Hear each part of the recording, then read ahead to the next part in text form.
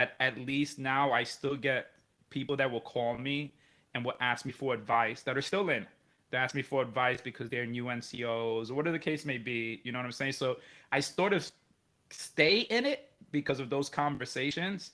Yeah. But for the most part, it is the camaraderie and the unity with that. I don't know. I do miss it just for that part.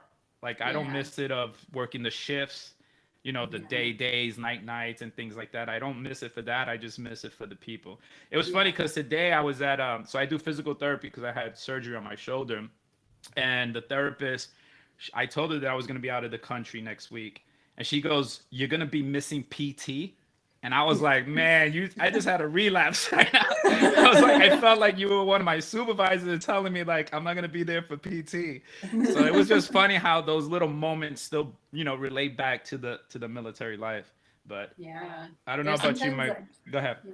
Yeah, there's sometimes I walk around and I'm like, I think of some moments like September 11th, and how we were all working that day and just like the shit that went down that day and like how I was only 19. And there's like Right. moments that come to me that are like, oh my God, I can't believe I did that. I can't believe we all handled that. And Right. I mean, that's sort of like the things I think of too are like the whole capability topic of like, wow, Correct. I was really capable of handling a plane landing with no landing gear. I'll never forget Right. that day, where we all had to like a command post Scramble. papers were flying, Scramble, So scramble. Yeah. How about um, you, Heather? Where were you for September 11th? I was in England, and I Mm, remember I was like at a doctor's appointment when it was happening, and I just didn't understand it at the time. I was like, right. saw the planes hit on the news, and then the second one did. I'm like, wow, what a coincidence! I was so young, like I was just Right. wow, what are the odds? And then there's a colonel in the room at the time. He's like, oh, we're going to war. I was like, oh shit, Oh, I thanks, didn't even. Captain Obvious. wasn't obvious Appreciate to it. me. I had no idea what was happening. I was 19. So yeah, and then everything like Mildenhall became like the gas station stopover point for going down to Saudi Arabia and all the Middle Eastern countries. So it was very intense, and I learned a lot very quickly. Yeah. So It was because for me, I was in Saudi Arabia. I was on a deployment to Prince Sultan Air Base. And I was supposed to be there. This was during the time when deployments were only 90 days. Those were the good old times. Like 90 days, you're done, go back home, don't worry about it. So I was walking through my day room and I saw, well, there was another airman there. I think I was like a senior airman at the time. He was flipping through the channels and there was one where he stopped on where it was, I think, CNN or something, and it had a picture of the Twin Towers. And all of a sudden, I was walking, and as I looked, I saw smoke coming from the Twin Towers. So I turned back to him and I said, "What's going on?" And he's like, "Oh, I don't know. I just turned it on. It's saying, there was a plane that crashed." And I was like, "What the?" Because I'm from Brooklyn, New York, so I was like, "Oh my God, what's happening?" And I literally saw on the TV the second plane come and go directly into the other tower. And when that happened, I just ran to my room, put my helmet on, the vest that they give you and everything, and sirens went off. Now here was sort of the nerve-wracking part. So the way Prince Sultan is set up is you have your sleeping quarters in one area and your work quarter, your operations was in another area, separated by open road. And it took a 30-minute drive to get to work. wow. So we threat we don't have weapons. The only people who have weapons are the cops, the security forces. So imagine taking a road trip for 30 minutes without no weapons. God forbid something was to happen, right? The Yeah. only thing we have are radios. We have the little walkie-talkies. So we tint the windows, we darken everything out, and I hear the bus driver go, "All right, guys, put your helmets on." So we put our helmets on and we all creep down behind the seats of the bus. And he starts driving off and he's like creeped down too because he don't want, like, God forbid, people to shoot at. And we're literally all driving like this. And we're like, there was checkpoints where they had Saudi military there, but we didn't know who was who. So the one thing we told the driver was just go through them. Like, do not even stop. Don't even let them come on to check our IDs or anything like that. Just go through them until we get to our police. and then from there we'll figure everything out. Because like I said, we had no guns or anything to protect ourselves. All we had was a tinted bus, little helmets, and we're all like crept down below. Again, I was like, you know, in my 20s, I was around 20, 21. It was just like, holy shit. Because, you know, most of the time your deployments is like, nothing's going to happen. You know, you're just there. You feel safe because you're really away from everything else or whatnot. So you don't really think that things could pop off to where now you really have to get into action, you know? But it was just like, what the fuck is going on? Like, we don't have no guns, you know what I'm saying? Like, God forbid, and it's open road, 30-minute of open road. You would think that on this deployment, like, you at least carry your 9mm something, you know, to protect you. And I feel like that's how it's sort of raised, because I think they started realizing, like, yo, we need to have at least, it can't just be the cops. Like, we need to at least have people who have to drive distance and stuff like that be armed as well. So it was crazy though. It really was, because the thing that scared me was my family. You know, I was like, some of them worked in Manhattan, so I was like, yo, are they okay? Communication was done. Like, I couldn't even call home at all because everything was just locked down with busyness. Everybody's trying to call everybody and everything else, and it was just crazy. Yeah. But I don't think Mike was even born. I don't think Mike was born for 2001. Were you born, Mike? Sending you back, or no? So what happened was I stayed there for my 90 days. I was supposed to leave in December. September 11 hit off, and they extended me for another 3 months. So I ended up staying total 6 months. And when I hit my last month mark, they gave me the fucking cliche, oh, we don't have a body ready. And I was like, you motherfuckers. Like, they were like, we can't replace you yet. And I'm like, okay. It's all right. I'll just keep, you know, collecting. You know, everything is being settled with. And then what freaked me out the most was the colonel had a meeting and he goes, we're getting out of here whether we have bodies or not, because I just been told that even their leadership cannot trust their soldiers. Oh, so he didn't know which soldiers were playing both, you know, wearing both hats. Yeah. So we were like, pack it up. Let's go. Put everything away. Shred. Pack everything up. Close the base down and let's go. No bodies needed. My colonel was like, I don't give a fuck if you have a body or not. We're out of here because things are going to go crazy. Yeah, because their customs people who inspected the cargo coming in were their own national people. They were local nationals.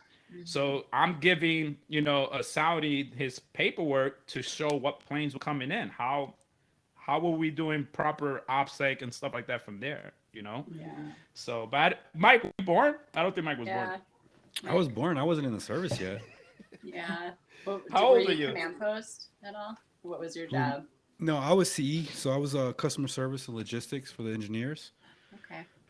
Yeah, the only reason why I know Izzy is because, like, when we were in Honduras, I think we're like a ragtag group of just random random jobs, and we just had random jobs there too. So, like, I mean, there was a couple people that, I mean, honestly, there was no reason for a lot of us to even know each other because we're just so separate.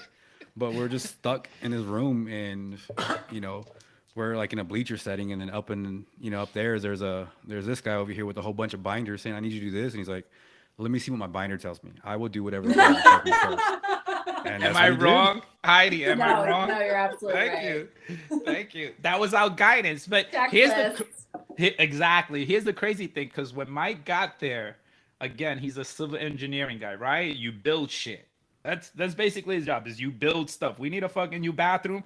Build a fucking new bathroom, you know?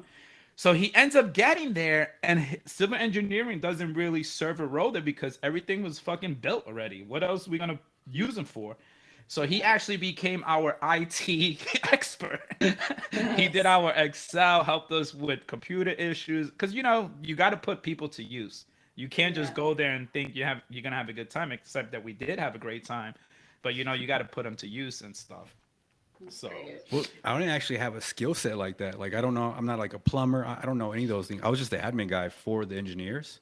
Yeah. So, you know, when it's like, hey, what do we do when we get there? No one knew because it had been so far removed from those things. And actually, the best part about it was like, that's where I got my IT start. Like, I ended up doing IT for a little bit, and that's where I got it because, like, there was this there was just everybody was there. It was army and everybody, and no one really wanted to do that type of stuff. And I was the lowest ranking, so I mean, there was a time where like I was the next guy, so I'd be in a meeting just for the next, like that's all. I was just the bitch, you know what I mean? I was just the E4 running around, lowest ranking. You're the gopher. Yeah, Yeah, I was doing gopher. everything. No, I would go like from- bitch better. I like gopher Man. better. But Man, it is what it is. Like it's one of the ones where it's like, once you're that rank, you're just like, hey man, like just yeah. shit runs downhill, and you're just like sitting there, at the bottom, sitting there like, well, hey, I need you to go watch this guy mow grass. And you're like, all right, cool. Like, yep, that's what I'm doing here now. That was the beauty of command posts, though. They couldn't really touch us that way, right? We didn't really get to do base detail and stuff like that, even though they tried at the beginning. Yeah. But leadership would be like, hey, according to this regulation, we ain't doing that. So let me ask you, in the military, is there any funny stories you ladies have? Anything crazy that happened? Anything that you could remember that was like, holy shit, what's going on? Military base or Yeah, after hours. Anything during your time in the military that was like, Heidi has some better. She has some great you went to ones. Diego, right? Did you go Yes. to Diego? I Mhm. mean, I was the first round that got deployed to Diego after September 11th, and so we were Right. all super scared. And they bring you in the room, and they're like, "You guys are getting deployed. We can't tell you where. Like, you're going to be gone for at least 90 days." So we get on the C5 and they take, hundreds of us over, and we land in Guam, and I'm like, God, this is beautiful, So you're still scared because you're like, you don't know where you're going. We land in Diego Garcia, which is the most beautiful place on the planet. Like Beautiful. paradise. Yes, Absolute paradise. Absolutely. And the Navy, the British Royal Navy are there. The Aussies are there. Like all these people are already there because they have like a hard billet established there. But the Brits were really fun, we'll say. Yes, they are. They're awesome besides people. the fact that like we had to set up our own tents and get the chow hall going and like do all that basic stuff and kind of adapt. Once that kind of died down and like we got into the groove of like this is what the mission is, this is what your job, got into our habits kind of. Mhm. Then the partying began. Non-stop. And it was crazy. The Brits like can drink anybody under the table. And the best story I have is when I was basically the only girl on a bus full of British people, and I think some American like military guys. Trouble. I was sitting in the very back, right? And the Brits, I don't know what it is about nudity and like they just are much more free. They take their clothes off. The guys make out with guys just to get a laugh from their friends, like nothing Americans would ever do. But one guy was like, I think we should do naked bus. And I was like, what, naked bus? And he rips his clothes off. His friend next to him just like rips his clothes off. The entire bus takes their clothes off, right? All these guys. Oh my God. And I'm like sitting in the back, like slinking behind, like so they don't notice me. They all start making up this song like, naked bus, naked bus, naked bus. Like, stop at the next bus stop, and these like Americans were like, "We'll take the next bus." It was just like one of those moments where like I will never forget this moment. I mean, it's a deployment; it's supposed to be insane, but like all these people are having such a good time, and it's kind of like the moment of like what do people do in these times of crises? They want to have a good time. They want to like they're gonna not live tomorrow kind of situation. So that to me was like my favorite. Oh my story. God. Yeah. That is funny. The Brits I are love British crazy, people. man. They are. So when I got there after you guys were done setting it up for us, which I appreciate, they are partiers though. Oh man, those guys, because they had their own Brit club.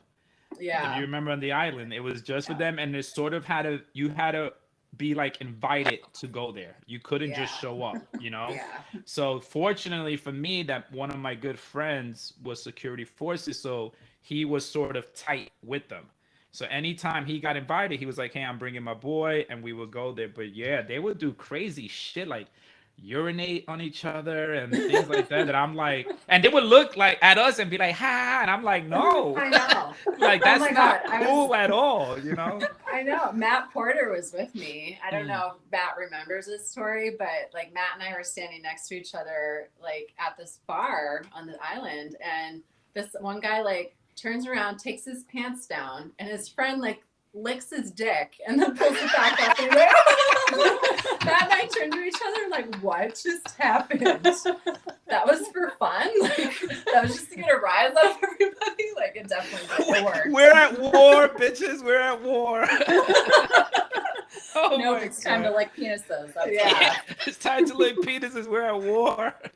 Oh my God, that's I mean, they were funny. the Navy, the British Navy, so who knows what their kind of policies are. But like, oh my God. That is That's so crazy. funny. stories. We had one incident. I mean, there was a bunch of incidents that happened, but it wasn't really like anything that was worthy of calling anybody about, you know, because our job, if somebody got into something, it was like call the command post so they could rat on everybody else, basically.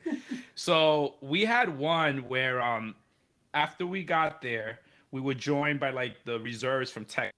It was like the Air Force reserves out of Texas, and they showed up and they bring their own equipment, and these people could drink. Like they just love drinking. So we do a big circle, and one of my buddies has a bottle of Jack, like one of those, maybe like a fifth or maybe even bigger. And he's like, let's get this party started. He opens it and just starts chugging the whole bottle of Jack. I mean, he chugged the whole thing. And everybody's looking at him, and they looked at me, and I was like, that's not my boy. Like, he didn't come with me. When he finished it, I think everybody's talking. We look, and he's knocked out on his chair. And let me tell you, me and his boy were like, we're going to take him back to his tent. That is the worst thing to carry dead weight. A drunk person, dead weight, passed out is terrible. And I don't know if you remember when the tents were built, all the gravel was like rocks. Yeah. So he's dragging his fucking toes. Like he's not even helping because he's like out of it. And his toes are just dragging. So we're like carrying this dead weight. I was close to the point. Thank God his tent was like right there. But I was like, fuck it, just leave him here on the ground. Let him fucking sleep it off. And, you know, we'll constantly check on him and everything else. But we had incidents on the bus too where there was a major on there. And everybody's drunk on the bus. Everybody was always drunk on the bus. Yeah. And he was spouting some stuff that I started making, like, I was instigating, basically. So he yells at me. He goes, Devaya, you're going to get off on the next stop. So I'm like, all right, whatever. And everybody starts yelling, get off the bus. Get off the bus. And I'm like, I ain't getting off the bus. I was like, fuck it, the major could suck my dick. And everybody goes, show him your dick. Show him your dick. So I literally stood up and everybody goes, no. They're like, Izzy, that's a major. No. I was like, fuck it, they're chanting for me. They're chanting for me to show my dick. So we stop at the chow hall, we get off. And everybody's looking at it because everybody's laughing. The major's pissed off or whatever. Everybody's having a good time. And the next day, everybody was like, yo, thank God you didn't fucking follow through because I would have been in trouble. I would have been done for and everything else because there was other people on the bus, other females and stuff like that. But I was like, oh yeah, he wants to test me. Let's go. And everybody, show him your dick. Show him your dick. Yes, bus chanting was a thing in Diego. Yeah. It was. Man. It was. I just it was. remember drinking. Like, I feel like I don't know how you guys feel, but like the Air Force did a number on my nervous system. Just in general. Like, I remember Heidi came to visit, and I was like, let's go get a drink at the bar. And I was like, can I get 9 shots? And they're like, nine of them? I'm like, yeah. And then she'll have 9 too. And it was just like this crazy. Fuck. Yeah, I'll admit there's like a lot of binge drinking going on, and it was not great. But I mean, I think we had a great time. It was just like a lot. There's just so much. Well, those drinking. are the days too where you drink until like the 12 hours before your shift. Yeah, and then you go to work. You go to work. Yeah. But yeah, I just remember the heavy drinking, and I think like you can't sustain that obviously. But it was like that first year or two. It was just like this nonstop. I was in shock. When I went to visit her in England, I was in shock. She was like, you got to get on the plane in 6 hours. Here's a 6-pack of Michelob Ultra. She's like, you're gonna drink every single one of them, and I was like, I was what? like, I did.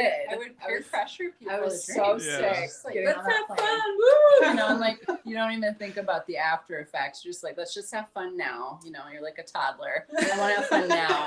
I'm gonna drink these 9 shots and see what happens. But I don't even think that's military. I think that's just being young and like, Yeah. you know, you Yeah. just want to have fun.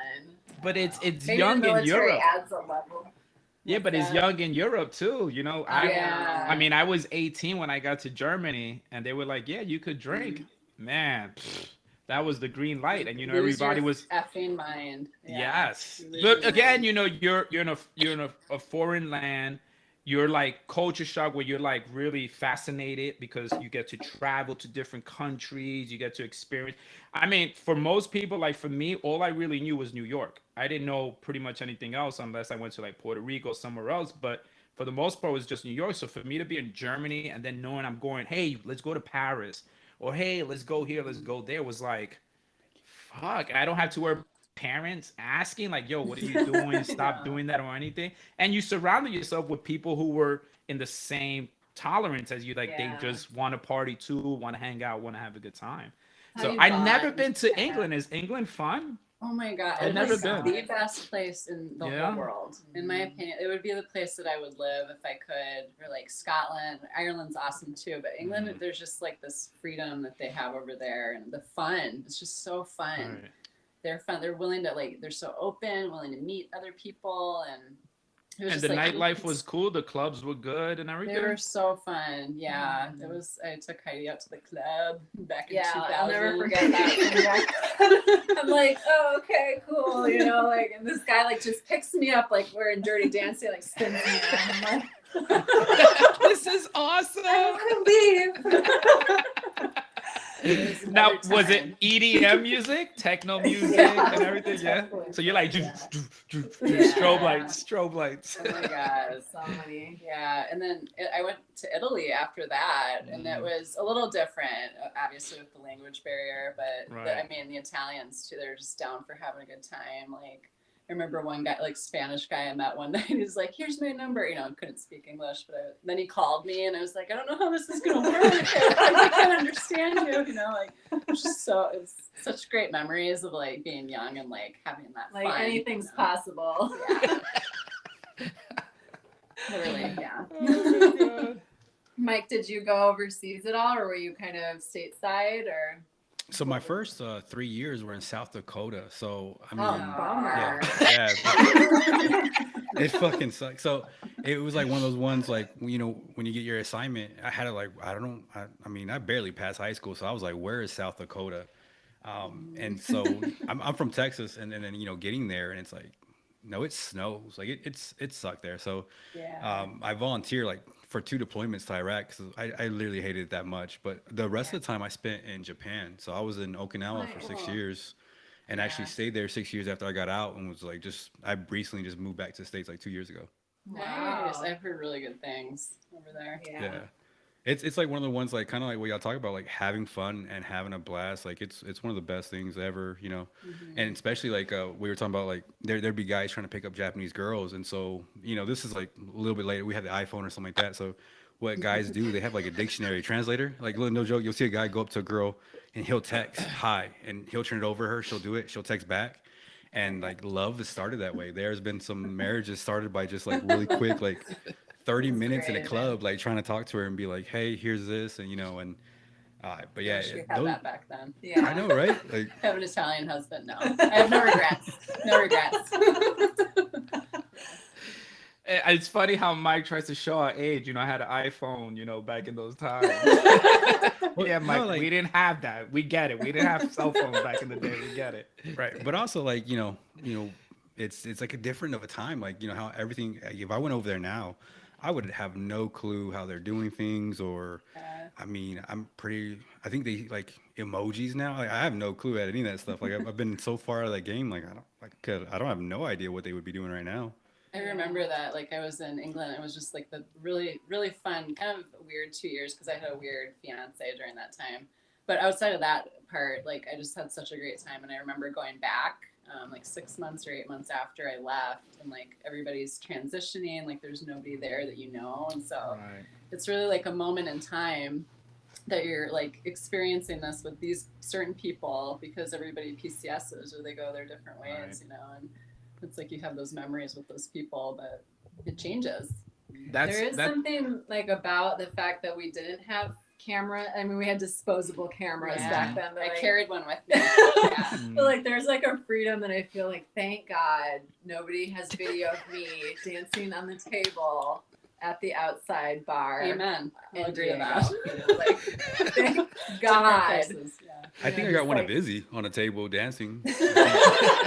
I think I have a couple videos of him just dancing in the middle. It would have surprised me. I think we're in Honduras and like, you know, it's like everyone's dancing. He's in the middle and just like all the energy's on him. He's a spotlight. And he's just like, there we go. Have a good time. Man. Star.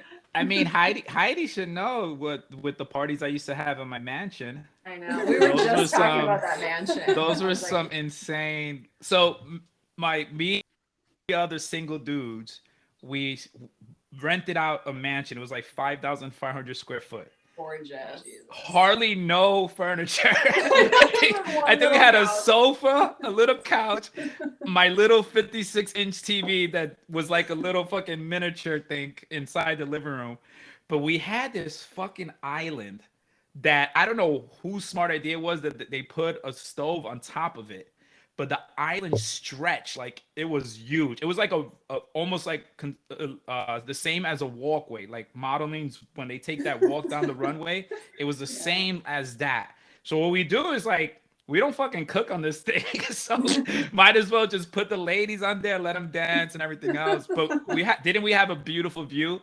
If you went out to the balcony, beautiful. I mean, it was an awesome spot, and we had it was a good party house. It was good. Man. I don't think I've ever seen, even in Hollywood, I don't think I've seen one that compares like just that view and like how many people you could fit in there, and it was awesome because the windows, the sliding doors, they were soundproof. So if you open, you'll hear, you know, like Jim Carrey,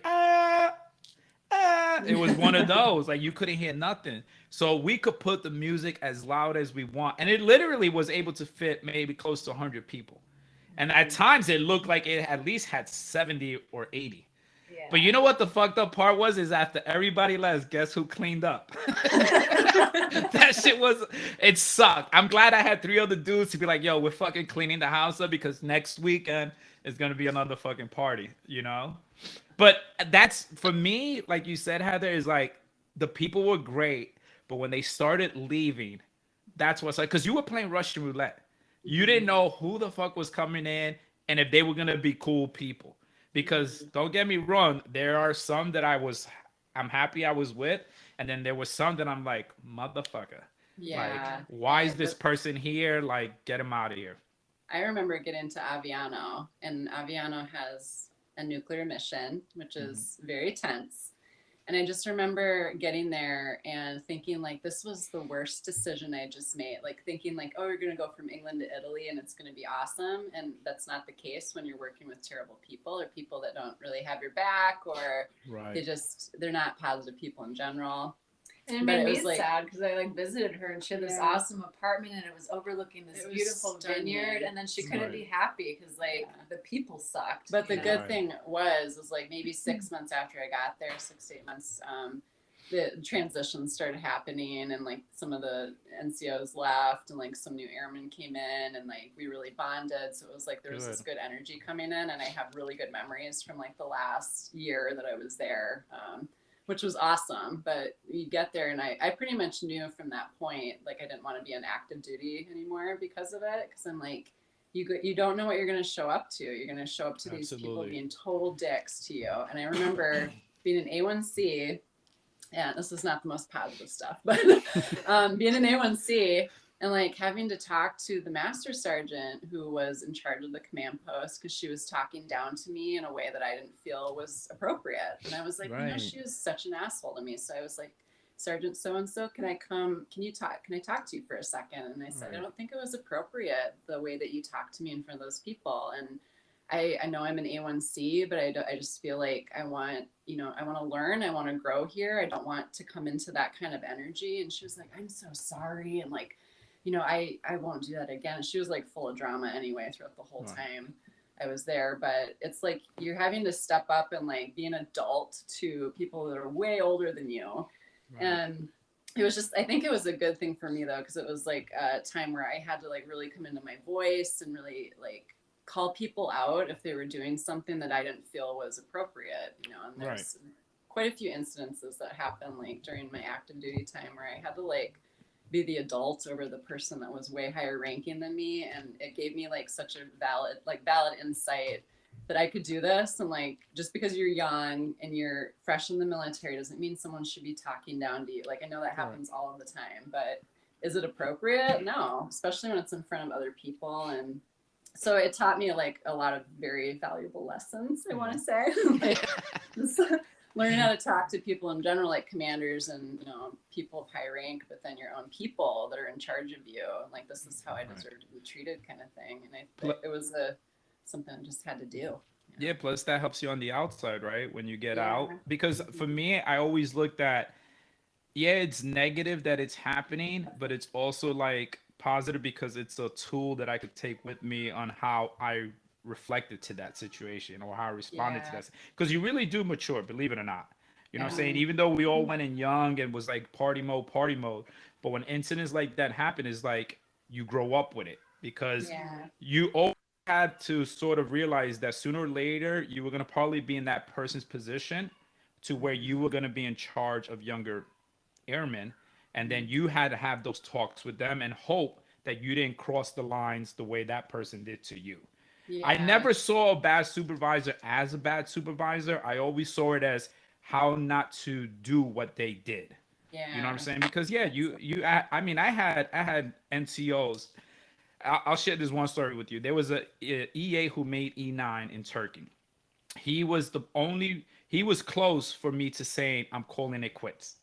So he came inside the console area, and we had to put him on shift because we were hurting on manning. Right? We were low. We were on this PRP to where if something happens, you got to take that person off the schedule, put somebody else on, and everything else. So he comes in. We had to put him on the schedule, and because he made chief, this motherfucker comes up to me and goes, I didn't make chief to be working 12-hour shifts. I was like, really? And I'm the senior controller. They made him the junior controller. He's an E9. I at the time was an E5. They made me, the senior person to be in charge of the area.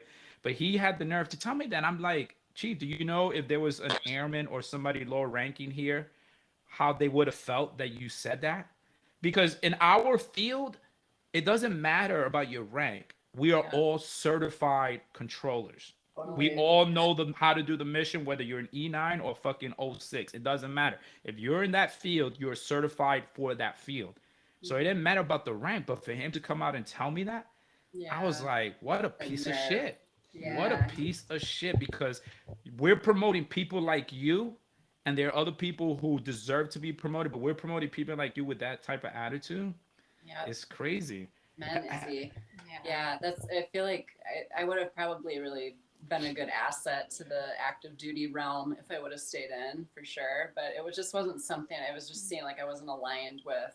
I didn't want to go through that kind of shit constantly, like having to adapt to new people, and like, it just gets to a point where you're like, I think I'm done. I think I'm, want a little different, something different. I feel like with active duty people in particular, I don't know if you guys have the same opinion, but there's almost like a hardness that ends up happening the longer you're in. And Izzy, you don't seem to have that hardness. Hiring. Very easy. Cheers to that, baby. Cheers to that. Salud. You made it through. But there's almost like what she's saying with the change of people. It's like you harden your heart to like, oh, here's another person. So there's almost like connections and relationships that go off missing because you're not going to see them in 2 years or whatever, So like there's get jaded. Yeah, a little bit of like a jaded feeling with the higher NCOs that have been around for a long time. With the Guard Reserve, when I was in the Guard and Madison, it didn't feel that way. Everyone was No. like a family because they had Yeah. been there the whole time, which is its own thing, its own story. But you know, that's sort of the thing with active duty that I was like, I don't, this is really hard for me. I get attached to people. I get attached to, you know, it was really hard for me to leave Travis, even though it was like my time and all these great people I had to walk away from and know that I was probably not going to see a lot of them ever again. And all the stuff we went through, all the hard experiences, the Operation Enduring Freedom, you know, it's like, okay, well, I'm never, all right, nice to see you. Take care. You know, like we went to war together. Glad that we've been through the trenches, but I don't know. It sucks. I think that's the worst part of it is just like having to say goodbye and like harden yourself. You know, we went through too during the time where Facebook wasn't really around. Yeah. It's like you couldn't. Absolutely. You had to like get someone's email, email them, or their text phone them. number. Or overseas, you email. You know, so Right. we just had we were in a different time back then. I think it would be easier a little bit now, probably. But Heidi, yeah, it did was you funny have 'cause- Heidi? Did you have any incidents that happened to you? Any bad With what? incidents With like, I that you were only like, I'm had, like, fucking done with this. I'm out. Yeah, luckily I never had anything that put me to that point, but I can't remember our commander in the command post. I'll leave his name off of this anyways, but it was like maybe our second one that I had. And he like, you know how when you're in the command post, everything you do is scrutinized. Like everybody sees it. Like all the commanders know whether you make a mistake or not, but like they don't really praise you when good things happen. It's just another day, you know? So there was something, of course, a mistake I made because I was newly trained, and it was a similar situation where he like kind of threw me under the bus in a group situation. And so I had to have a talk with him too, where it was just like, you know, I'm learning, I'm, you know, trying my best here, and just take him down a peg, I think is what had to happen. Because, you know, of course, those guys come in and they're only doing like a year as our commander so that they can make rank or they can move on to the next position. And some of them care about you and some of them don't. This guy, I didn't feel like he did care about us. There's some commanders we had that like were genuine good guys, you know, good women too, I think. But it's interesting how those people that are above you in rank can either make or break you, or make or break your career in some regards, just from changing your perspective, you know.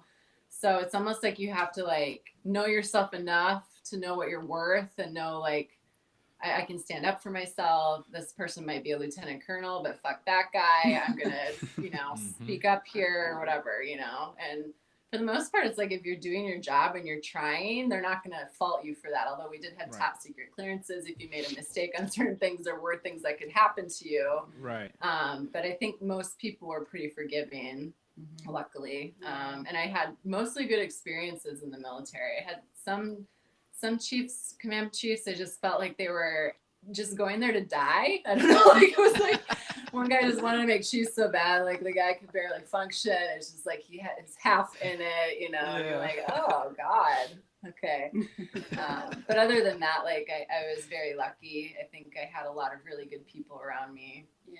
And therefore I didn't feel like jaded necessarily from the military. I felt like it was an easy transition for me to move on and stuff like that. And yeah, I felt it's funny because it's like I got out of I was like, I'm getting out.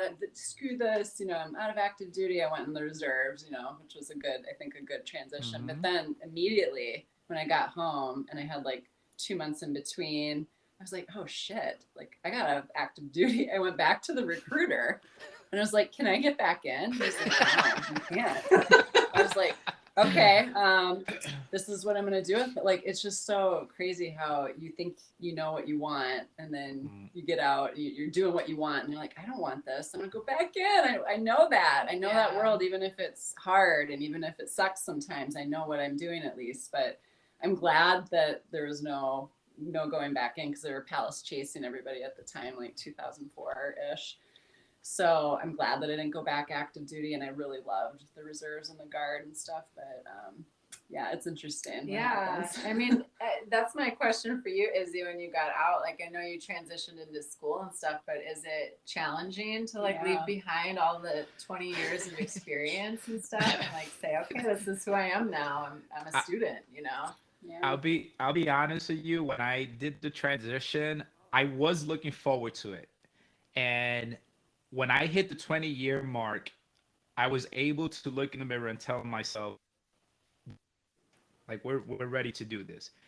I was at a point where once my mindset was already focused on when I hit my 20, I'm out. Like I didn't want to do any more. Like 20 was it for me. You know what I'm saying? And during that time, before they changed the whole high year tenure and everything else, if I wanted to stay in longer, I had to fill out a waiver. And I was even approached to say, hey, do 2 more years, because I was a UD. My last unit was in Jersey. I was a unit deployment manager. So I was taken out of the command post realm, being in the contingency wing, which was awesome. I love being a UDM. It was one of my greatest last assignments in the military. I met and made so many great people and friendships that I still talk to this day. But I was like on my high horse. You know what I'm saying? Like the colonels loved me. Everybody loved me. Like they were like, yo, if you want something done, Devaya would get it done. And like I was the go-to guy. So when I was approached with this whole, hey, you want to stay in for another 2 years? I was like, no, because I don't know what those other 2 years are going to hold for me. Because God forbid I fuck up, because we know in the military, you made one mistake, you're pretty much fucked for the rest of the time. Unless you PCS and could hopefully start at a clean slate. But if you make one mistake, which I've made mistakes, you're fucked. You know what I'm saying? Like you got a target over your back. Nobody cares about the accolades. Nobody cares how much you fucking busted your ass to do shit. Those highlights go away, right? So when my 20-year mark hit, I was on the pedestal. Like every commander that came to me went straight for Devaya. Any readiness report he needed, straight to Devaya. And I was like, why am I going to give that up to take a chance if another 2 years is going to do something for me? For what? Because if I fuck up, then those 20 years pretty much don't matter, because now all you care about is that one little fuck up, you know? Yeah. But I was able to look in the mirror and say, yo, you ready to get out? And Izzy said, yeah, man, we're ready to get out. So that's why I hit the, and it's funny because I had it planned. I was in Oklahoma when I hit my 16-year mark, and I said, hey, I never did a base of preference. I never done one. So I put one in, and the Air Force said, hey, wherever you want to go. And I said, where's the closest place I could go to be home, because it helps with my retirement and everything else. Jersey came up and Jersey took me. So I was fortunate about that. But when I made the transition, I took 7 months off. And you got to see, this is nothing. 7 months, my beard. I look like one of the fucking Al-Qaedas. I look like one of the terror. Like if I would have went to the airport, they would have been like, "Sir, please get off the line and come over here because you look suspicious." I saw a picture of you. I thought like a bird was gonna fly out. Oh, it was. I mean, I probably did have little birdies sticking their little heads out. Like it was a nest. It really was. And I grew my hair longer. Like my hair was almost to my shoulder. Like it was just because I said to myself, I don't have to fucking shave, fuck shaving. I don't have to wake up at certain times because people need me to be somewhere at certain times. I don't need to do fucking PT, fuck PT. Like I really decompressed. Like I was like, fuck, I'm done with the military. I'm done with the military. My family and friends, well, every time I talk to them, what are you doing? I'm watching Netflix. Oh, I'm watching this. I'm watching like I'm just relaxing, you know, I'm relaxing. And it always was, why don't you do something? Why don't you go to school? Get a job. Do this, do that. I'm like, just let me fucking be. Like, you know, just 20 years of active duty. Thank you. None of them understood that. That shit wasn't comprehending. They were always get a job, go to school. Get a job, go to school. So I retired in February. Around August, or I think it was like July, I said to myself, you know what? 7 months is good. Let's do something. You know what I'm saying? I was like, why not go back to school? Because GI Bill is going to cover it. Plus, you're going to get paid to go to school for housing and everything else. So why not take advantage of that? You know what I'm saying? I mean, school was always in the view of me because I did school when I first got to Germany. I only took like maybe 1 or 2 classes. But when I saw the party was going on, I was like, fuck school, I want to party. But then I was like, okay, I'm 38 now. Like, yeah, the party scene's still there, but I already did that. You know what I'm saying? Like, I wasn't partied out, but the party scene, I already been there and done it. Never. So I was like, you know what? Let's go back to school. And the funny thing is when I started to go back to school, I was doing campus. This was before pre-COVID, right? So here I am showing up to class with this Gandalf beard and this fucking hair coming down. And I would, gel it back, make sure my beard was nice and taken care of. And remind you, I am 38 years old. I'm going back to school where the high schools have dual enrollment. So they had high school students that were going to college. So these are little 16, 17-year-old kids. And here I am. And you know how military I was? Grandpa. You know how military I was? That in every classroom, I sat in the fucking front. Because, commanders call like, yo, everybody move to the front, move to the front. So my mindset was like, Izzy, sit in the front. One, you've been out of school for fucking 20 years. So you need to pay attention. You need to know what's going on. And two, it helps, like, if you don't understand something, raise your hand. Hey, professor, explain this to me. So here's the funny thing. Like, I'm sitting there, again, Gandalf beard, everything else. And for some reason, I attract. Like, the young kids are like, he's wise. He's knowledgeable. Like, let's go talk to him. And I'm just sitting there, and these kids sit next to me, they, hey, did you do the homework? And I'm like, yeah, I did the homework because it's what you're supposed to do. But I was with a bunch of the mentality was very young, So that really was like, yeah, it was really a shock for me because I was like, when I went to high school back in the days, like I made sure to go to class and I had friends that cut school or went to play hooky or whatever. But my mindset wasn't that. It was like, go to class, just attend, whatever. So here I am, 38, like, I need to be here. You know what I'm saying? Like, I'm going to do my work because I want to pass. I need to make sure. Plus, the GI Bill says if you don't have a certain GPA, you're done. You know what I'm saying? I'm not trying to be in debt. I'm not trying to take out loans or anything like that. So I made sure I was there. But, man, I was just like, this is fucking crazy, man. It's crazy. I went to get my bachelor's when I was 28 and with 18-year-olds, and I thought that was bad. I was like, oh my God, I'm a grandma being here, getting my BFA, But I give you so much credit. Yeah, I do too. I was in like an adult program at Cal Lutheran, so I was with people that were like working and trying to get their degrees the same way I was doing. So I didn't necessarily have that. Yeah. But good job, Izzy. No, I'll tell you this story here. It was pretty funny. So I'm in this class, and of course I look around and the only two old people is the professor and me, right? So we had to do a presentation, like, talk about stuff to you or whatever. So I went up there and I talked about my military stuff, like my dog tags, my retirement certificate and everything. But I ended with this. I tell the students, I said, I know I'm the second oldest person in the classroom, but if you need advice about life or anything, I come with a lot of wisdom and knowledge. I was like, a lot of wisdom and knowledge, So if you guys have any questions, because I felt so bad for them. Like, they're cutting out of class.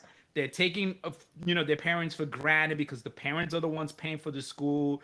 They're going into debt, taking out loans, and they're not showing up. They're not dedicated. They're not committed. And I'm like, I felt like I need to help this airman. Like, I need to help them. That's the way I viewed it, But school it was great. But the transition was a little, because all you knew was military. You didn't know nothing else, So it was pretty nuts. It was pretty nuts. But you're going to succeed at no matter what you do because you've just been that for so long. Yeah. Thank you. Whatever you do, you're going to be great. Yeah, and Mike, that. did you have any sort of weird transition, or did it kind of go good for you because you spent that 6 years in Japan after, right? No, so this is the part where it gets like really sad and depressing. So it's okay, we're here for it. Yeah, we're turning into a lifetime episode like, now. I know, right? Because you talk to Izzy and people are like, oh man, like 20 years, that's not a bad gig. And it's like, man, like you seem fun like that. So no, I actually had a really hard time. And kind of like what you were talking about earlier, like I got, man, I got burned out. And I think that was kind of it. I got really burned out and made a very emotional decision that I was like, I'm done. I'm fucking done. I even got like a tattoo sleeve and I was like, I'm done. Like I'm out. And I got out and, I was like, fuck, man, I made a big mistake. You know what I mean? Like I really did. And in my whole thing too is like, no one ever talks about how depressed you get. Like you leave the uniform and you're who you are, who you identify, all these things is like, you don't know that you're depressed. At first you're just like, what's going on? And then like, man, I actually miss this. And I think to me, that's like the biggest, like, mind fuck there is that, you know what I mean? Like, it's just that you miss it, but you hate it at the same time. So it's like weird relationship. It's like an abusive relationship. Yeah. Especially when you're like, man, like I know these people over here, like, I'm so used to getting treated this way. And it's almost like at points like not a real person. You get treated, I always tell people like, I'm not used to being treated as a person. I'm used to being treated as a resource. What do I bring to the table? What value do I bring? I bring this, right? And so, that's how I view that sometimes. But I had like a drinking problem too. So I like, like I had drinking problems. And I didn't really know that I was having these kind of issues. I went to UNLV in Vegas. I think I did one semester and I was like, I cannot be around people. I'm not used to it. Like, like kind of what Izzy was talking about. I would be in class and then somebody would show up 15 minutes late. Like this, I remember this one lady came in 15 minutes late and then put her head down and went back to sleep. And the whole time, yeah, right. Oof. So the whole time I'm just like, oh man, I would chew her out. I'm like, I'm having this conversation with this person and, the knife hand comes out and all this stuff like that. Next thing you know, that like class is over with and I'm like, oh, I have no idea what happened today. Like whatever the professor is talking about, I'm gone. Like, I'm just pissed. Like I'm mad at somebody. I don't, what I mean? I'm just, it's kind of that thing. But yeah, I really hard time. I went to like a lot of debt. Like I was telling Izzy, like I got into so much debt where we were living off a Star card, and like I was telling anybody, anytime you're living off a Star card, and I was out by the way. So yeah, I'm out of the military and I still got a Star card because I went and moved back to Japan. And I mean, that's how bad it was. Credit cards are maxed out, no, like, that stuff. And, we went that route and, a lot of people have those issues, that, and I think that's what happens. People don't talk about because we all get together and we're always talking about the great times, but it's like, what about the bad times? Like, it's like a commander, it's such, but it's like when you get out, it's like, man, I really did have a hard time. And, the good thing though, is it was a hard time. So like, it's not present, I'm not struggling like that no more, but I think that's something that we don't really talk about enough as veterans. Like, hey man, like, A, we miss it. And B, like our stories are so different. They can be negative. They could be like, like nothing really. It was kind of here, this and that. And you have Izzy's like, I was done physically. Like, mentally, I said I'm done. And I actually try to go back in, like, what you were talking about. I try to go back in. And what people do not realize, the Air Force, once you're out, they won't even take their own people back. Like, I was like, yeah. Because I was like, hey, I'll go TAC P. I'll come back in as TAC P and da-da-da-da. And they were like, all right, cool. Never called me. They were like, what is your prior service? And I had this one code. I decided to, get out on my own or whatever. And they were like, never called me. It was just like, no, thank you. They want fresh blood that they can like brainwash pretty much. And, yeah. But like, like I had those hard times, but man, like, I mean, to this day, I still wake up at, I told Izzy and I were talking about this a couple days ago. I wake up at 4:59. Like I'm up. I PT in the morning. I still call it PT. I get a haircut. Disgusting. Well, I get a haircut every Monday and Friday. Like I make sure everything is like I believe like the military, like where I come from a very like poor background, food stamps and like single mother, all those things. And so I look at it like, man, I have a house, I have a company, I have a property, I have a lot of things. And so I'm very grateful that the military gave it to me. And so I've like, okay, if I can apply these things to the military. Now, some of the other things the military taught me, like, hey, how to drink, how to have a party, or not how to talk about my feelings, or like, how to do those. Like, we got to work on those don't things. Ask like, for help. Don't right. ask for therapy. Right. Yeah. So, like, it's one of those ones, like the foundation is there and it's like, it's to work. And that's kind of, what really led to this kind of a podcast was, in a sense, was, I really get annoyed because anytime anyone talks about the military or veterans, it's always a special forces guy and guys who are like, tier 1 guys. And it's like, they're like the 1% of the military, but everyone else, man, we got all these stories, we got all these things that we could do, and that's why I love what y'all are doing, because it's sad. Like no one's gonna sit there and say, hey, this job you had can equal this, but it's true, right? Like kind of what y'all said before, like all these things y'all have, y'all apply it to today, and it's like to me that's what really people should be highlighting, is those kind of stories. Yeah, I think that you bring up so many good points, Mike. Like, I mean, you want to always keep the conversation positive. I feel like there's a lot of positive pressure, you know, kind of like toxic positivity, if you will, where you just kind of like want to talk about the good stuff. But I mean, there's so many negative things that happen. I feel like I have PTSD from just being in the military. Like, I never deployed anywhere. Thankfully, I never had to do that. But I, just by being in and going through like some of the emotional things that you go through with the people above you, or like relationships you have, like my physical body now, I'm having to really take care of it these days because of the stress of those years, those very, very short amount of years that I had in it. Like, I have to really take care of myself now, because you don't even realize it. Like, you get out and you're like, okay, yeah, I remember all the good times. And you're like, wow, I feel impacted by what happened in this situation. I've had so much time to think in California.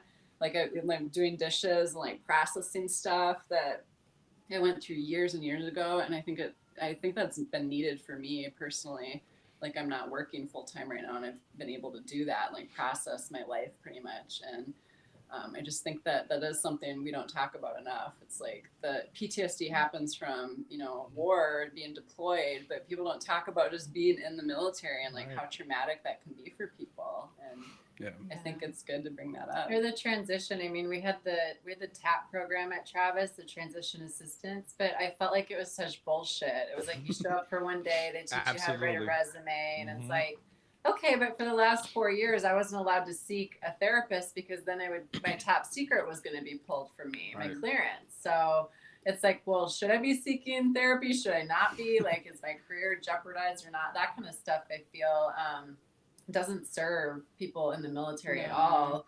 And I get it. Like, when you have a clearance of that caliber, like, you have to be at a certain mental state, and be healthy in that way. But then, like you're saying, like, when you get out, like, you have all these identity things that come up, and like, there's just not any one class that you can take that can prepare you to leave or prepare you for the next chapter. And it's like, if you're not a stable person, or you have other things going on, even if you are stable, but a lot of times, like you're saying, like, people come from different backgrounds. Like, I know in basic training, we had people from Brooklyn that were like from jail, so it's like, they go into the military with a lot of different backgrounds. Like, you're trying to stereotype right now. You're trying to stereotype. That's another story. Hey, stereotyping. But yeah, I don't know. Like, it's good to kind of air it out, because I don't know. There's just never any like right path or right class that can help you, or it's. Yeah, I mean, I've been doing I've had nerve issues now because of like stress in my life and stuff. So I've like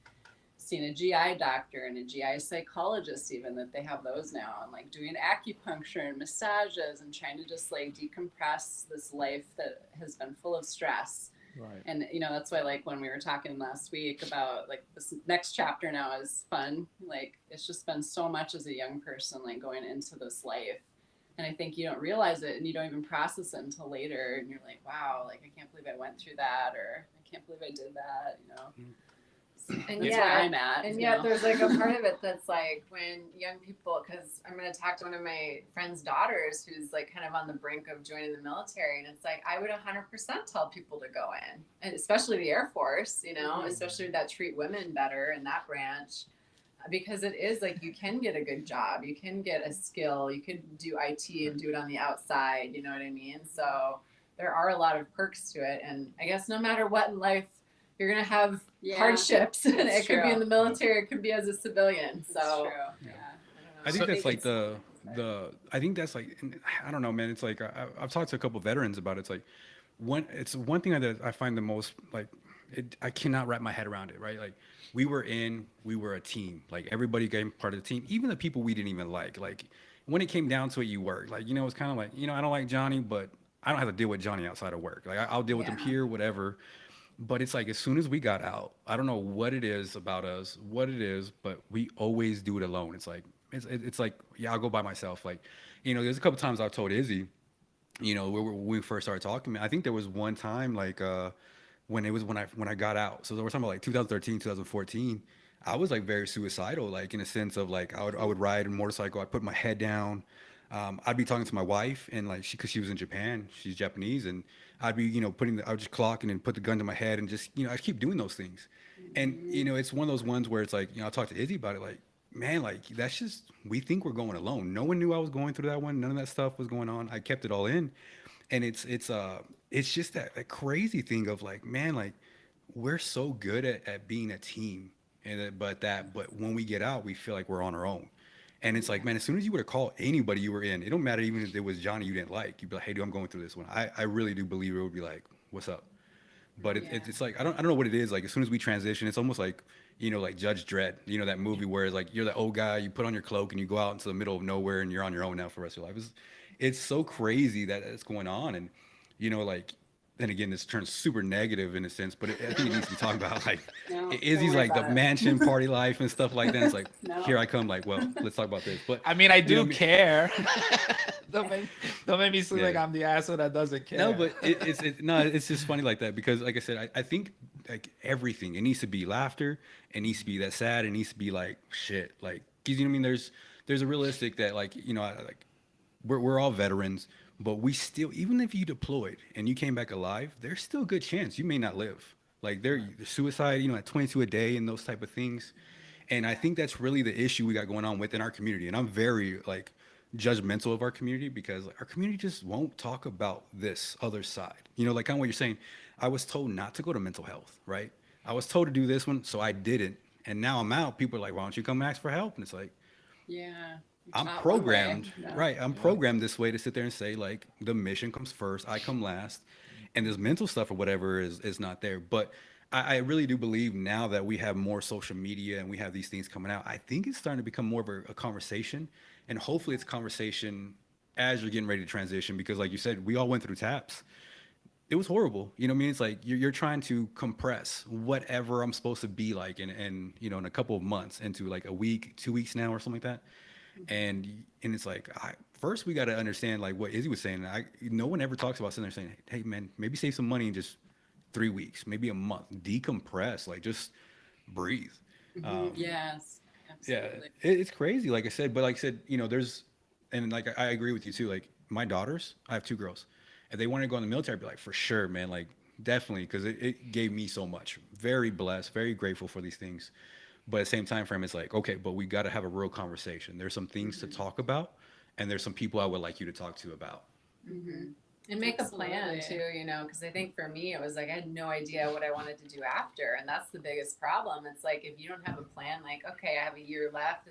That's what I was grateful for when I got into the Guard. And I was at my 11th year or 10th year. And I was like, I'm not ready. What am I going to do?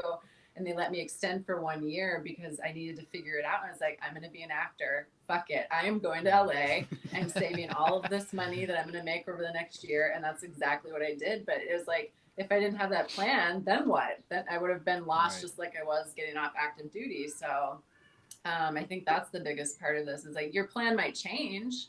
You may, start on one path and go a different direction, but like have some sort of plan because otherwise it's going to be so lonely. But on that note of like being lonely, it's like perspective, it's like, I know you feel alone, but you are definitely not. You definitely have those people and you definitely have a community. They're not right next to you maybe like they used to be, but they're there.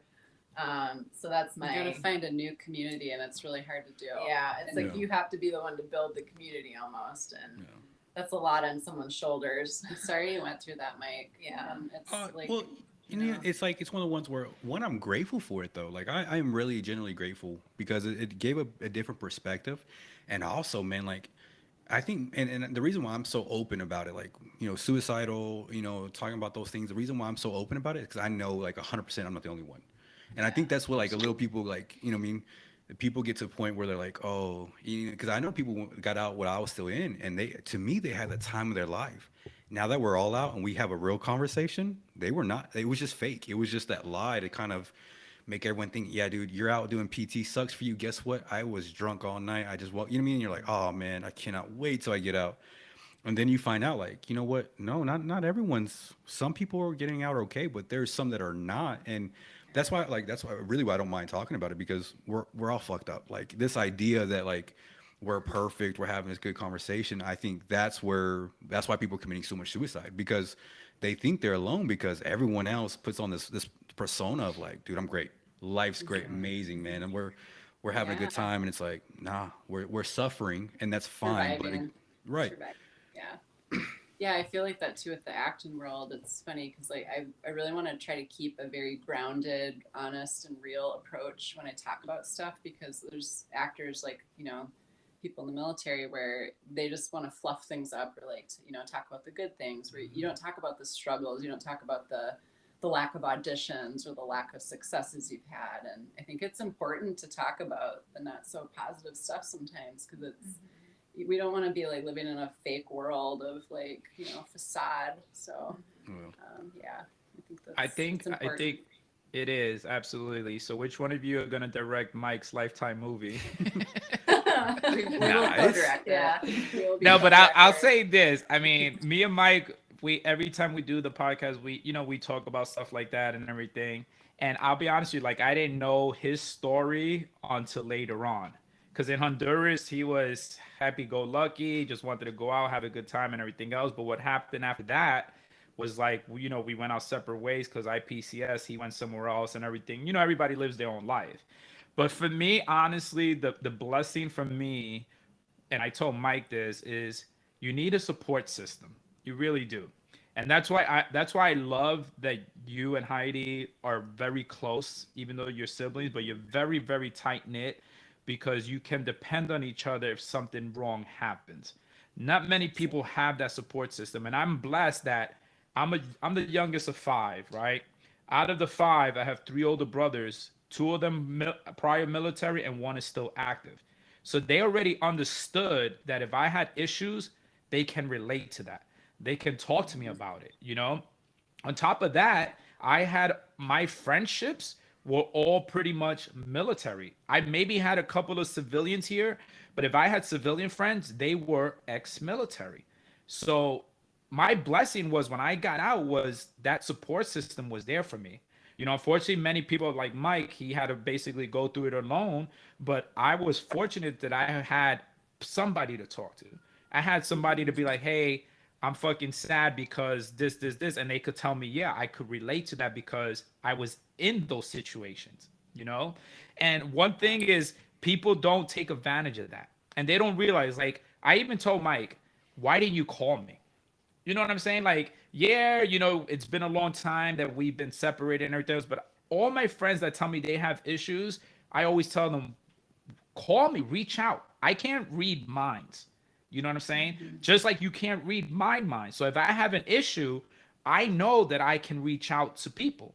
But you need to be able to reciprocate the same thing. You're, like you said, you're not alone in this. Stop thinking that you're alone in this, because you're not. I'm on a Facebook group about veterans, and I shit you not, like I joined the group because they post like events, hiking events, trail events that are going on. But majority of the time that I'm scrolling through that group page is a lot of people posting, I had a tough day, I need help, I have nobody to talk to. And I shit you not, the responses are, here is my number.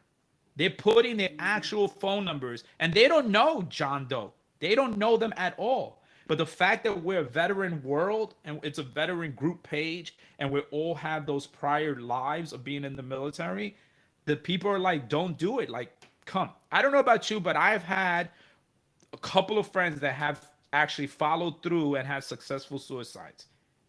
Three of them that happened were really close friends of mine, really close friends. And the biggest thing that pissed me off the most, yes, I was sad, I was, that it happened, but the pissed me off the most is, why the fuck didn't you reach out? Why didn't you call? You tell me I'm your boy. You tell me you could call me anytime. But then at It's the hard. moment that you needed the most, why you didn't do it? It is tough. It's very tough. It's like alone. I see it like it happens to all types of people, but sensitive people, like they feel like they don't want to burden other people. They don't want to put their stuff on someone else. Like, you know, it's all the stuff we all go through. But yeah, that's I think that's the there's, mindset you need to get out of, though. You can't be yeah, in that, you can't be in that absolutely. rabbit hole, because if you are, it's just gonna get harder from there. Because the first Yeah. day that you say it's a burden to call Izzy or to call Mike or to call Heather, to call Heidi, the first day that you say it's a burden, every fucking day after is gonna be a fucking burden. Because Yeah, it there's, you're digging yourself, compounds. yeah, you're digging yourself deep. You're digging yourself. It's like Yeah. an addict, right? An addict survives because he needs the fix. If he don't get the fix, he's fucked. He don't know what to do, you know? So when these people put themselves saying that it's a burden, or keep pushing that question to say, oh, I don't want to be trouble. I don't want to be like, feel like they need to fucking help me out. I don't want to feel, no, you need to get out of that mindset. You know what I'm saying? Stop Mhm. thinking that way, and know that there are people out there that are willing to be there for you, talk to you, help you. There I are had, people that are willing to give you the shirt off their back. They're willing yes, to give you their home. There are people that are willing to give their life for you, you know, correct. like truly. Um, I think it's just really getting over that hump that Yep. people have to seek it and get outside of almost like mental habits that they're in, because like it compounds when you start feeling low and not worthy, and like, is this right, you know, like those feelings just get, they just keep building and building and building. Yep. And so it's really having to bust through that mental paradigm and say, you know what, I'm going to check my ego. I'm going to ask Yes. for help. I don't care how it looks. I don't care how I look. I don't care if I'm vulnerable. I'm just going to do it. And I, like the people, I just know, like the people in my life, who I am, I would do the same for those kinds of people Yep. too. If I needed help, I know that it would be hard, but like, Yeah, I you mean, know? just based on my experience right now, like I've been going through panic attacks recently. I'll just say it. I've been having panic attacks for the first time in my life. Today, I had one while driving, and Heidi was Wow. with me, thankfully, and she was there. But like these days, I'm having to like ask for help in a way that is just too new to me. Like I'm used to being the Right. one. I think this happens for people too that end up committing suicide, where they're used to being the one that has it together. They're used to being the one that they have all their ducks are in the row. They would never have, you know, bad feelings or depression, or, you know, they're like this stoic person that can't ask for help. And I feel like we all kind of fall into that sometimes. I know for myself too, like I'm the strong one, you know, like, so I've been like forced to like really ask for help these days. And it's something that is liberating in a way that is, I don't think I can quite describe it. Cause it's like, I'm the one that has the answers all the time. I'm the one like helping out other people all the time. I'm the nurturer, you know, but I've been having to do that. And it's been challenging at first. I'm like, how do I do this? You know, But it brings you how do I do closer. it? How do I ask? And then it's like, you just make the fucking appointment, Heather. You go get the massage. You ask Heidi for help. You ask Toby to come home early because you need his help. You ask your friend Jake. You ask, you know, this other person because you need help. And it's something I think like once you finally start asking, it becomes easier. It becomes a habit more like I need this. I need to ask for this. And it gets easier and easier. But Well, I think especially since like once you do it, you find out other people like, you know, I'm having this kind of issue, and you're like, oh man, I didn't know. yeah. And like again, like it sucks because I mean, it sucks because it's sad, right? These are like not good times, and not like, you know, we're not having a fun time, but it's real. Like, and then that's why I say, like, I think the most important part about a lot of these things is like everyone can sit there and say like, you know what, me too. And I think like the moment people are like, man, I really thought, like, I don't know why, like we really think we're the only one facing this issue, right? Like we really do believe it, but it's just everyone's afraid to show it, or someone's like, oh, I didn't want to tell you because I thought like this, and you're like, man, I got issues too. And it's just like that weight comes off your shoulders. And I, you know, like going back to some of these other things that we're talking about, like a lot of these veterans are having these issues. What sucks is they're not like the most unique. They're not like someone's gonna sit there scratch their head. I've never heard of that. Everyone's like, I understand. I get you, man. Either I'm going through it personally, or, you know, Johnny went through it, or, you know, Susie went through it, and man, that's what I just sat here and listened. What's up, you know? And it's like we talk about the military in a sense, and we have like this persona of like Rocky, you know what I mean, like these kind of people, like you got Rambo, you got all these people that are military that we sit there and say this is who we have to be. But the reality is, like, we've all known different people they came from all over the world. 1% of the population has served, so we're all different. And it's crazy that I don't know where we got this idea from that we had to be this kind of person that was like, Yeah. you know, this, that, and it's like, Sometimes No, I man. wonder if it's Go, like like- American culture, because I don't think every culture is like this. You know, I think like in Italy, it's like the families are, you know, much closer and much, you know, more involved maybe to a fault, but like, They take time to breathe. Yeah. They take time to rest. They have siestas. yeah, You know? they smoke. I mean, the whole time I was in Italy, I just people working on buildings were smoking the whole time. But I really truly wonder if it's American culture. I wonder if it's, and I know you guys getting raised as young boys in this country is different than how girls are, you know, like there's a lot to unpack there. Right. But I feel like it might be cultural. Like there's just this, our parents' generation, I know our dad, it comes from a time where you just suck everything up. You lighten Toughen up, up. you toughen up. Yeah. There's no Yep. therapy. There's, you know, it's really hard sometimes to talk to him because he's a soft, big, soft teddy bear, but like he's a former cop. He was in the Vietnam, you know, his wife, our mother passed away. He had to raise 3 young children. You know, it's like he has been through things that he, you know, it's just remarkable really when you think about it. And it's like, Surviving. But he's lots of surviving survival, and generational Yeah. survival kind of stuff. yeah, and I Yeah. think like we're coming out of that. We're like the generation pulling away from that in a way, and like we're trying to form new ways of thinking, which is really hard. So we have to like Right. all of us in this generation, the one below us, like we pat ourselves on the back for like being brave enough to start a new conversation, to Right. you know start new ways of staying healthy mentally. Amen, That's sister. why for me I feel like it's for us that have experienced that and have been part of that to pay it forward. You know, have these talks, be able to mentor the young generation, let them know, especially like for example, my nephew joined the Navy. He's in the Navy right now, gone over to what's going on in Ukraine and everything else. It's we sort of talked to him beforehand and explained to how military lifestyle is and everything else because again his dad served, I served, and everybody else. So I feel like it's time for us to pay it forward, spread the word, because when we were 18, 19, we had those older military folks, you know, mentoring us and trying to give us the advice and try to lead us on the right path. But I said this, 2 things. The VA for me it was a structure built that wasn't ready to handle what it was supposed to be handling, because Yeah. what I see a lot of times, even from this Facebook group that I'm with, a lot of it always falls back to I can't go here to the VA because I'm not getting any help. And that's fucked up because that's what the purpose of them was, is to help your veterans, right? The other thing is that, as we mentioned before, is that the military sort of structures us to suck it up.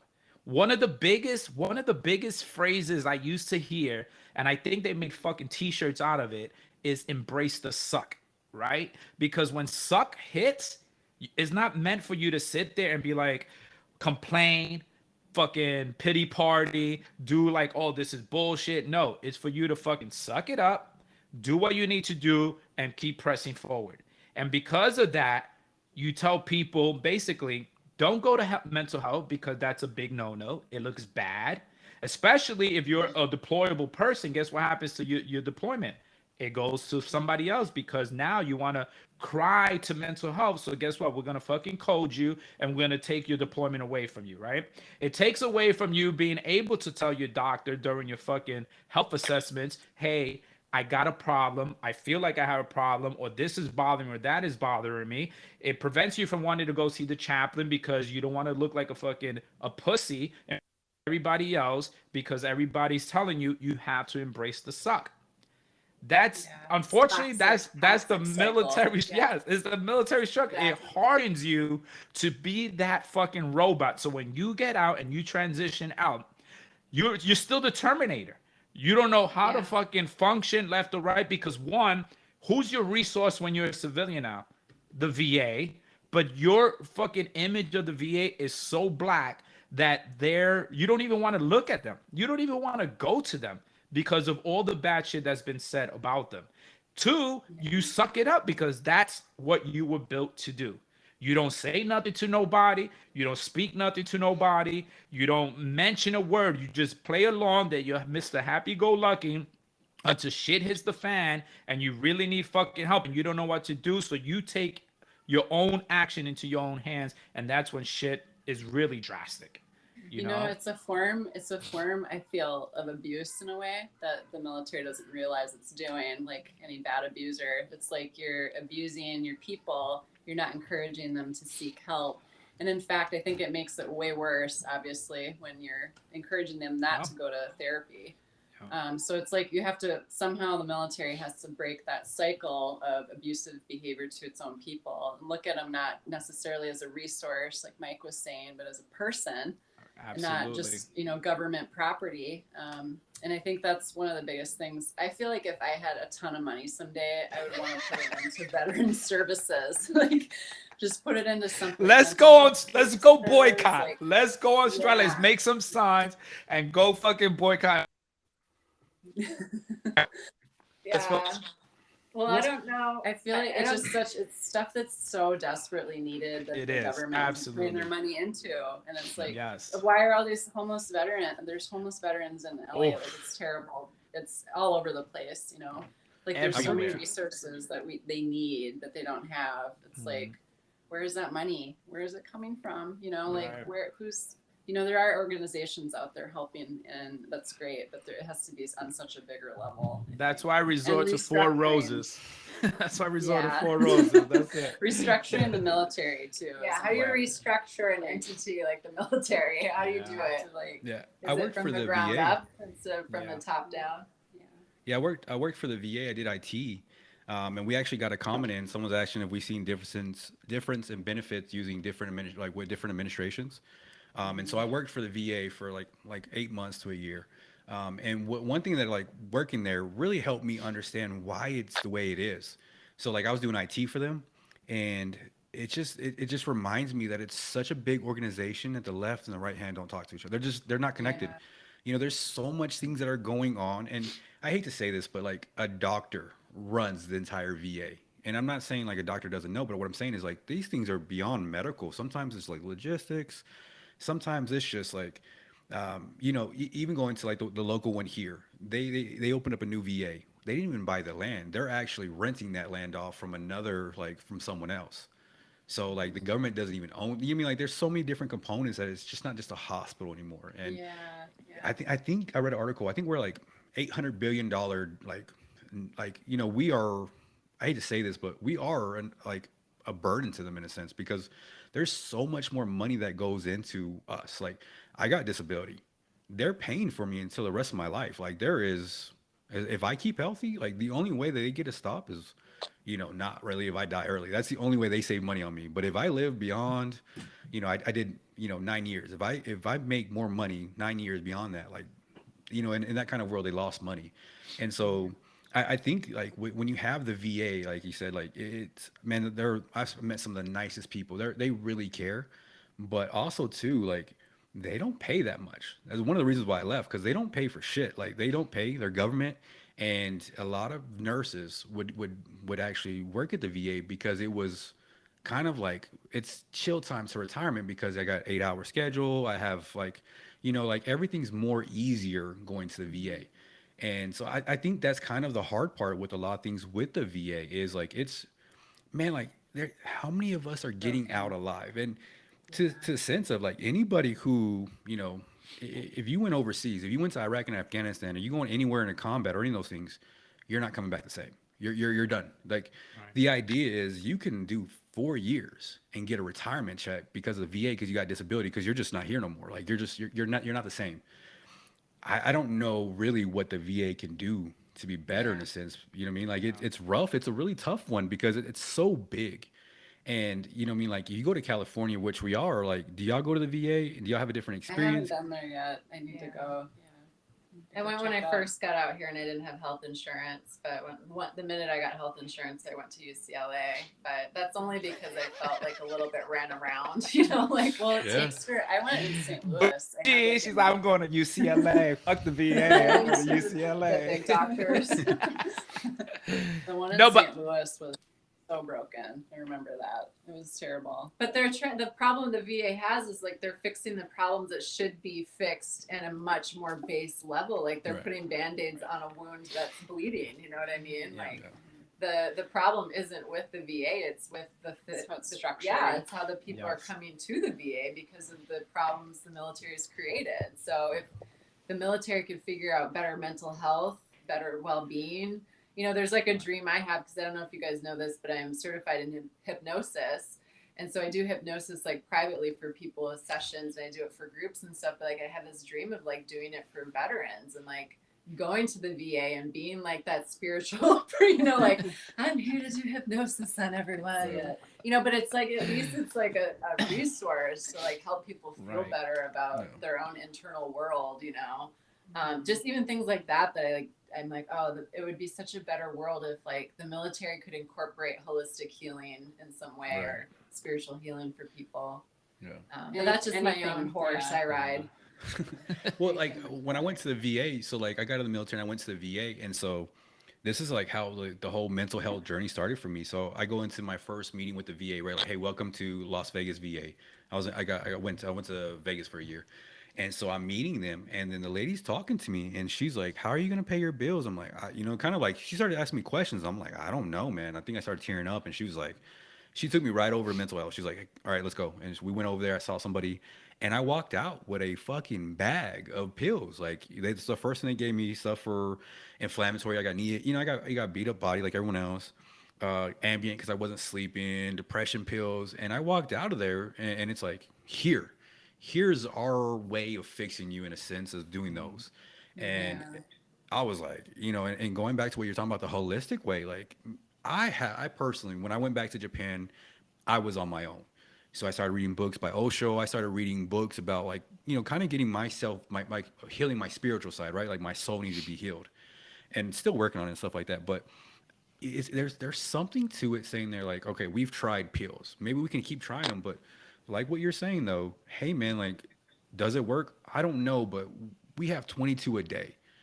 The shit we're doing right now, we have to sit there and say like it's not working, or maybe it is working, but maybe we can combine it with something else where we can actually try to do these things, right? Like we can try something different. Like we can try, like I'm going next week for shots for my knees. I get every 6 months I get injections into my knees.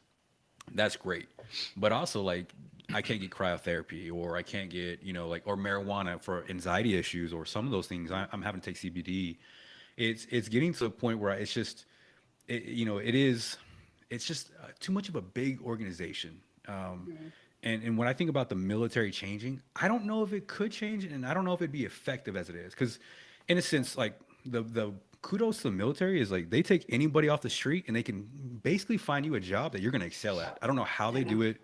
It's a stupid test, right? It's like this optical test, and all y'all are, all been in jobs, and we're like, it's very few that people don't fit into that job. Like somehow, some way, it's just getting out is like, we got to figure that part out. Like, cause we definitely got to take care of all, hey, this is how you've been treated. And like I said, the holistic, before it used to be like, people would be like, oh, you're a hippie. Now it's like, I think you got something there, man. There's something, because these pills, Seated. right. Yeah. I think it's like a combination. You might need medication, you might need therapy, you might need some acupuncture, massage, something physical too, like help. I think it's a combination, because I'm finding with myself personally that it can't just be one thing. It can't just be medication, And that's not working, Yeah. like And you have just to do other things. to use Heather as an example, like she's really having to, like, for the first time in her life, care for her body, care for her mental health, which maybe she hasn't done, and like take proactive steps, because usually Right. people only seek help if they're sick, right? You go to the doctor Correct. when you need pills, whatever. But like I really think what we're talking about here is like a continuation. Like every day you have to meditate, exercise, do the things to Right. keep yourself in a healthy state of mind, instead of letting it all compound and then having to get sick, you know what I mean? So that's really, like, I'm watching and I'm learning through her experience right now too, because it's like I do the things, I work out, I meditate, but like you really have to treat it as if it's nourishing your body with like the right foods and the right mental stuff, every single day, not just when you're sick, not just when you're feeling down. Like I'm feeling really good today. I don't need to meditate. You know, I got this audition. And it's like, no, Heidi, because if you don't, tomorrow it's going to suck, Right. you know, and you're going to feel just as shitty that, you know, then. So it's just like taking those steps every day to like say, what have I done today? Did I journal? Yeah. Did I meditate? Did I? I think that goes for veterans and for everybody in general. Yeah. Like, you know, you could take that from anybody who can, you know, use that in a positive way. But, Yeah. Yeah, because it gets harder as you get older, right? Because your body starts to break down even quicker than it used to be when you were young, you know. But I mean, for me, is like with the VA, it was like you're still serving people that were serving in Vietnam. You're still trying to take care of people that were in the Korean War. You know, like they're still trying to catch up. You know what I'm saying? And it's not meeting the impact that it needed to meet for this generation now of fucking veterans that are coming out. They're still trying to play catch up all the way to the back. You're right. I mean, you have to make a commitment to yourself to be disciplined to continue to remain healthy, because if not, your body is going to break down as you get older. Like for me, when I did my shoulder surgery, my recovery wasn't too bad because I was active. I was in the gym. I was trying to work out, trying to stay healthy and everything else. So for when it came to recovery time and it was like, all right, we're going to do these exercises, I was like, okay, cool. I'm good with it because I've already been doing it. I'll be honest, a lot of the patients that I see are much elderly, but you could see their body is really broken down because you could tell they didn't really take care of themselves, you know? So therapists lift your leg up here, you hear the agony, like they're just screaming in pain because they didn't incorporate into their bodies to be like, let's walk. Even if you're not in a gym addict, just walk, take a little walk, do this, do that, meditate, yoga, whatever the case may be, and you'll be, you know, you have to keep your temple healthy, because if not, it's gonna shut down eventually. I've had people, believe it or not, in Travis that were running the track and were passing out and unfortunately dying at the age of 40. We're at an era right now that if you pass away, God forbid, at like 7, that's still young. You know what I'm saying? Like Betty White proved it. Like you could live. You know what I'm saying? Betty White was like, "Yo, I'm 99.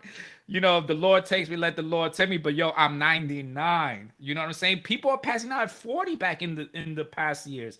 They weren't even making 35. Like, how the fuck is that happening? You know? And I know you're having your panic attacks and everything else, and that's crazy. But Heidi's right. You have to continue to be really disciplined it's a and commitment everything else. to yourself. It's a commitment. Yeah. Yes, absolutely. if the minute that you think that you got it, the minute you're like, I got this. I don't have to deep breathe while I'm driving, which I have to do right now. Right. You know? Right. But it's just something I have to do. I have to Yes. take care of myself. And if, you know, if I have to like tell someone like in the car, like I have to focus right now, you know, like it's just something I have to do. Because yeah, honestly, your priorities, believe it or not, have changed because you have your son, you know, and you have your husband and you have your family and everything else. But your priority has changed because me, for example, I'm a single guy, no kids or anything else, but I do have my family of friends that would worry about me if God forbid something was to happen to me. You know, thank God my mother's still alive. She would worry about if God forbid something was to happen to me. So I need to take that into consideration. Be like, okay, Israel, yeah, you're doing it for yourself, but you're also doing it because these people want you to continue on. You know, when your time, everybody knows. I'm not trying to get religious right now, but when your time comes, your time comes. When your calling is for your day to be that, you know, up in heaven, whatever, it's your day. But for you have to make sure that you're doing what it takes to make sure you're up for tomorrow. For me, when I wake up in the morning, the first thing I do is I sit on the edge of my bed because my body's that fucked up. I sit on the edge of my bed and be like, all right, Israel, on the count of 3, we're going to stand up. You know what I'm saying? Because the toll that my body went through, deployment, exercise, whatever the case would be, you know, even working out and everything else, you have to understand that you need to start taking better care of yourself. Mike, you said there was a comment? Yeah, we've had a couple of comments, and I think, you know, they've come through, and that's one of the biggest things I think we have. You know, But we do have issues with the VA, right? And it's like, I, you don't want to like bag on them because they're trying, but at the same time frame, it's like we got to talk about these things because you'll see a report come out, people are outraged, and every veteran's like, yeah, man, what did you expect? Like we know this, Yeah. Yeah. but like going to some earlier, what I really think some of the main issues that we're having, and I use myself an example that I think can help out is really a mission in life. Like, what am I supposed to do? And I think the hardest part, like I'll tell some people that are getting out, like the hardest thing you're going to go through right now is you can do whatever you want. Like Yeah. it's just that's the hardest part. Like, what do you want to do? Right. What do you feel like doing? You want to pick daisies one day? You can do that.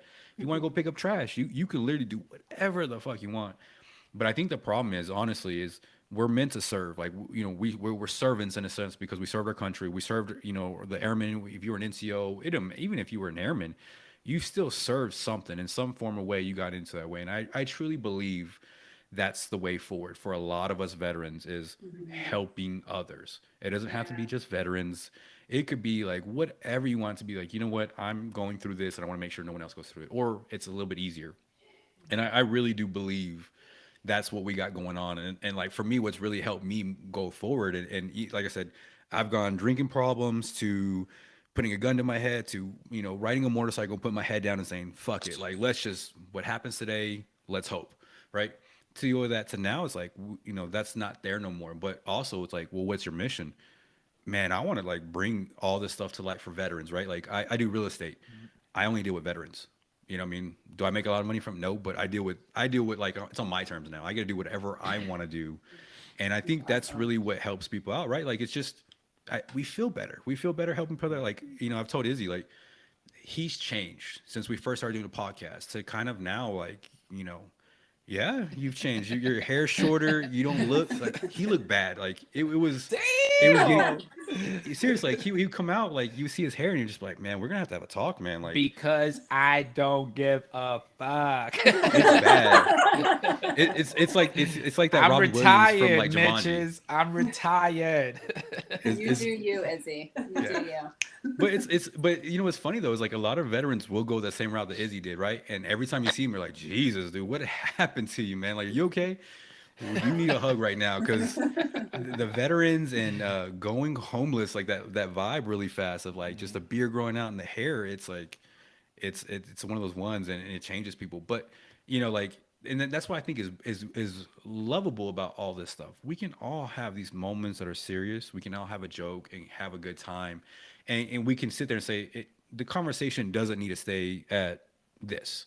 It doesn't need to stay at good times. It can go to good times, bad times, Right. up, and it's just conversations. Yeah. And I think that's really great about what y'all are doing because, when y'all are talking about acting, that when we go back to what y'all are talking about, like being actors, man, like again, like I said, one of my biggest gripes with the military is a lot of us veterans is we talk about our good times, which we did about the military, and then it's like we don't talk about nothing else because we peaked. It's like we're with a high school quarterback who's a varsity and we peaked. And it's like, man, we got so much, like there's, like the military, even if you did 20, Izzy did 20 years, like he was saying earlier, 40 to 70 is another 30 years. And that's still young, right? Like, what are you going to do? Like, and that's why I say like the mission and those things and what y'all are doing is amazing because, y'all bringing comedy. And not only that, you're bringing a different type of comedy where it's like, it's twins, it's this, it's that, and you're veteran proud. Like there's so many things that y'all are doing that I think is great because to put laughter in the world, and so put laughter in the world when there's reasons not to be laughter. Right. I think takes a lot more courage because it's hard, right? Like it's hard to make people laugh and smile. Thanks, Mike. Yeah, that's what we're trying to do. We're really trying to uplift. I feel like that's my mission now in life is just to serve in a different way. It's to uplift people around me, even if it's just like a laugh, for a few seconds. Because sometimes it's hard to know, like when you're talking like this, it's like I'm racking my brain, like, yeah, we bring laughter, but it's like I want to do more. How do I help more? How do I help the people I know that are struggling? Or how do, it's sort of like its own isolation in a way. And it's like, I think it comes back to just finding your own service, how you can help. What do you find that makes you feel fulfilled, or like just try things out, volunteer at different places, and see what resonates with you. Because feel like it's helping yourself is like Yeah, the like, first thing. it I is. feel like that would be my advice for any veteran or even an actor is just to like take care of yourself, number one, because you can't take care. It's like the mask on the airplane. Oh my thing, God, I you was know? just gonna say You that. gotta do yourself first. You gotta put your own mask on the airplane first. Were you really Take gonna care say of those that? people. Yeah, Yeah. that's like my favorite metaphor. Like the twins. you can't like help the kid next to you, like in Yeah, the instructions unless you have your own mask on, breathing the air. And then So you just take one day at a time. You can't save the world, but you can make one baby step towards something, whether it's even yourself or somebody else you know. It's like just put yourself, in a good place if you're able to help someone else, Right. as long as you're taken care of too. I'll say this for you guys to do what you're doing with your skits and everything else. It truly is inspiring, believe it or not. No. You are what they say, influencers because you are influencing the young generation to know that what you dream, you can actually fulfill it. Because like you ladies Yeah. said, you felt like you needed to be actors and you went ahead and took the risk to fucking go out to Cali, which is not home. We're from, North Michigan, Wisconsin, wherever the case would be. You flew to California, which everybody like in the movie Due Date, Hollywood, and you took a fucking risk. You know what I'm saying? Yeah. And it's really inspiring because so many people are intimidated or fear the unknown. They fear of, oh, if I want to go to Spain, but what will happen when I get there? They start questioning themselves. They start being hesitant. If I make the move, is it going to be a good move or not? Versus just take the leap and see what happens. Because at the end of the day, for you ladies, if things didn't work out, you had some place to come back to, which is home. You had your and we all family. do. Yeah. And Yeah. and a lot of people don't realize that like you won't know until you do it. That's why I always tell people, out of the whole 20 years in my military career, I don't regret nothing. Even though there were some downers, I don't regret it because it really those downers actually helped me to form myself to become a better person, to even take Yeah. more chances in life and do more things that I always ponder about, like, oh, should I do this? Like I was telling Mike the other time, I was like, man, I noticed that once because I'm trying to finish up my, and I told Mike, I said, damn, I'm noticing that once I graduate, I'm still gonna have GI Bill money left over. So what should I do? And I said, man, I should probably go for my doctorates. And he was like, Yeah, why why not not? Dr. Izzy? Well, Dr. Device sounds, but you know what I'm saying? Like people tend to question themselves to be like, is that even possible? Can I do it? Yeah. But the fact that you ladies just put yourselves out there to make skits, to bring laughter to the world and everything, without not even being like, oh my God, this is embarrassing or anything like that. Like you ladies are just like, this is what the world needs. I'm like, you know? what can I do to embarrass myself Yeah. to get a laugh? Yeah. I mean, if we want to make like- Urinate Part 1, Part 2, Part 3, we're gonna do Urinate trilogy, But it's that confidence and that inspiration to be like, don't be scared. Don't forget Yeah, about the well, unknown. Just go out there and do what you need to do. I feel like for all of us, all four of us, like we're just getting started, right? Like Yeah. Heidi and I turned 40 in December. Whatever. Damn! Like I'm Damn! embracing It it. feels good. I've never felt more confident. I've never felt better. Like when you're in your 20s and you're like, well, this is it. I've peaked. Like,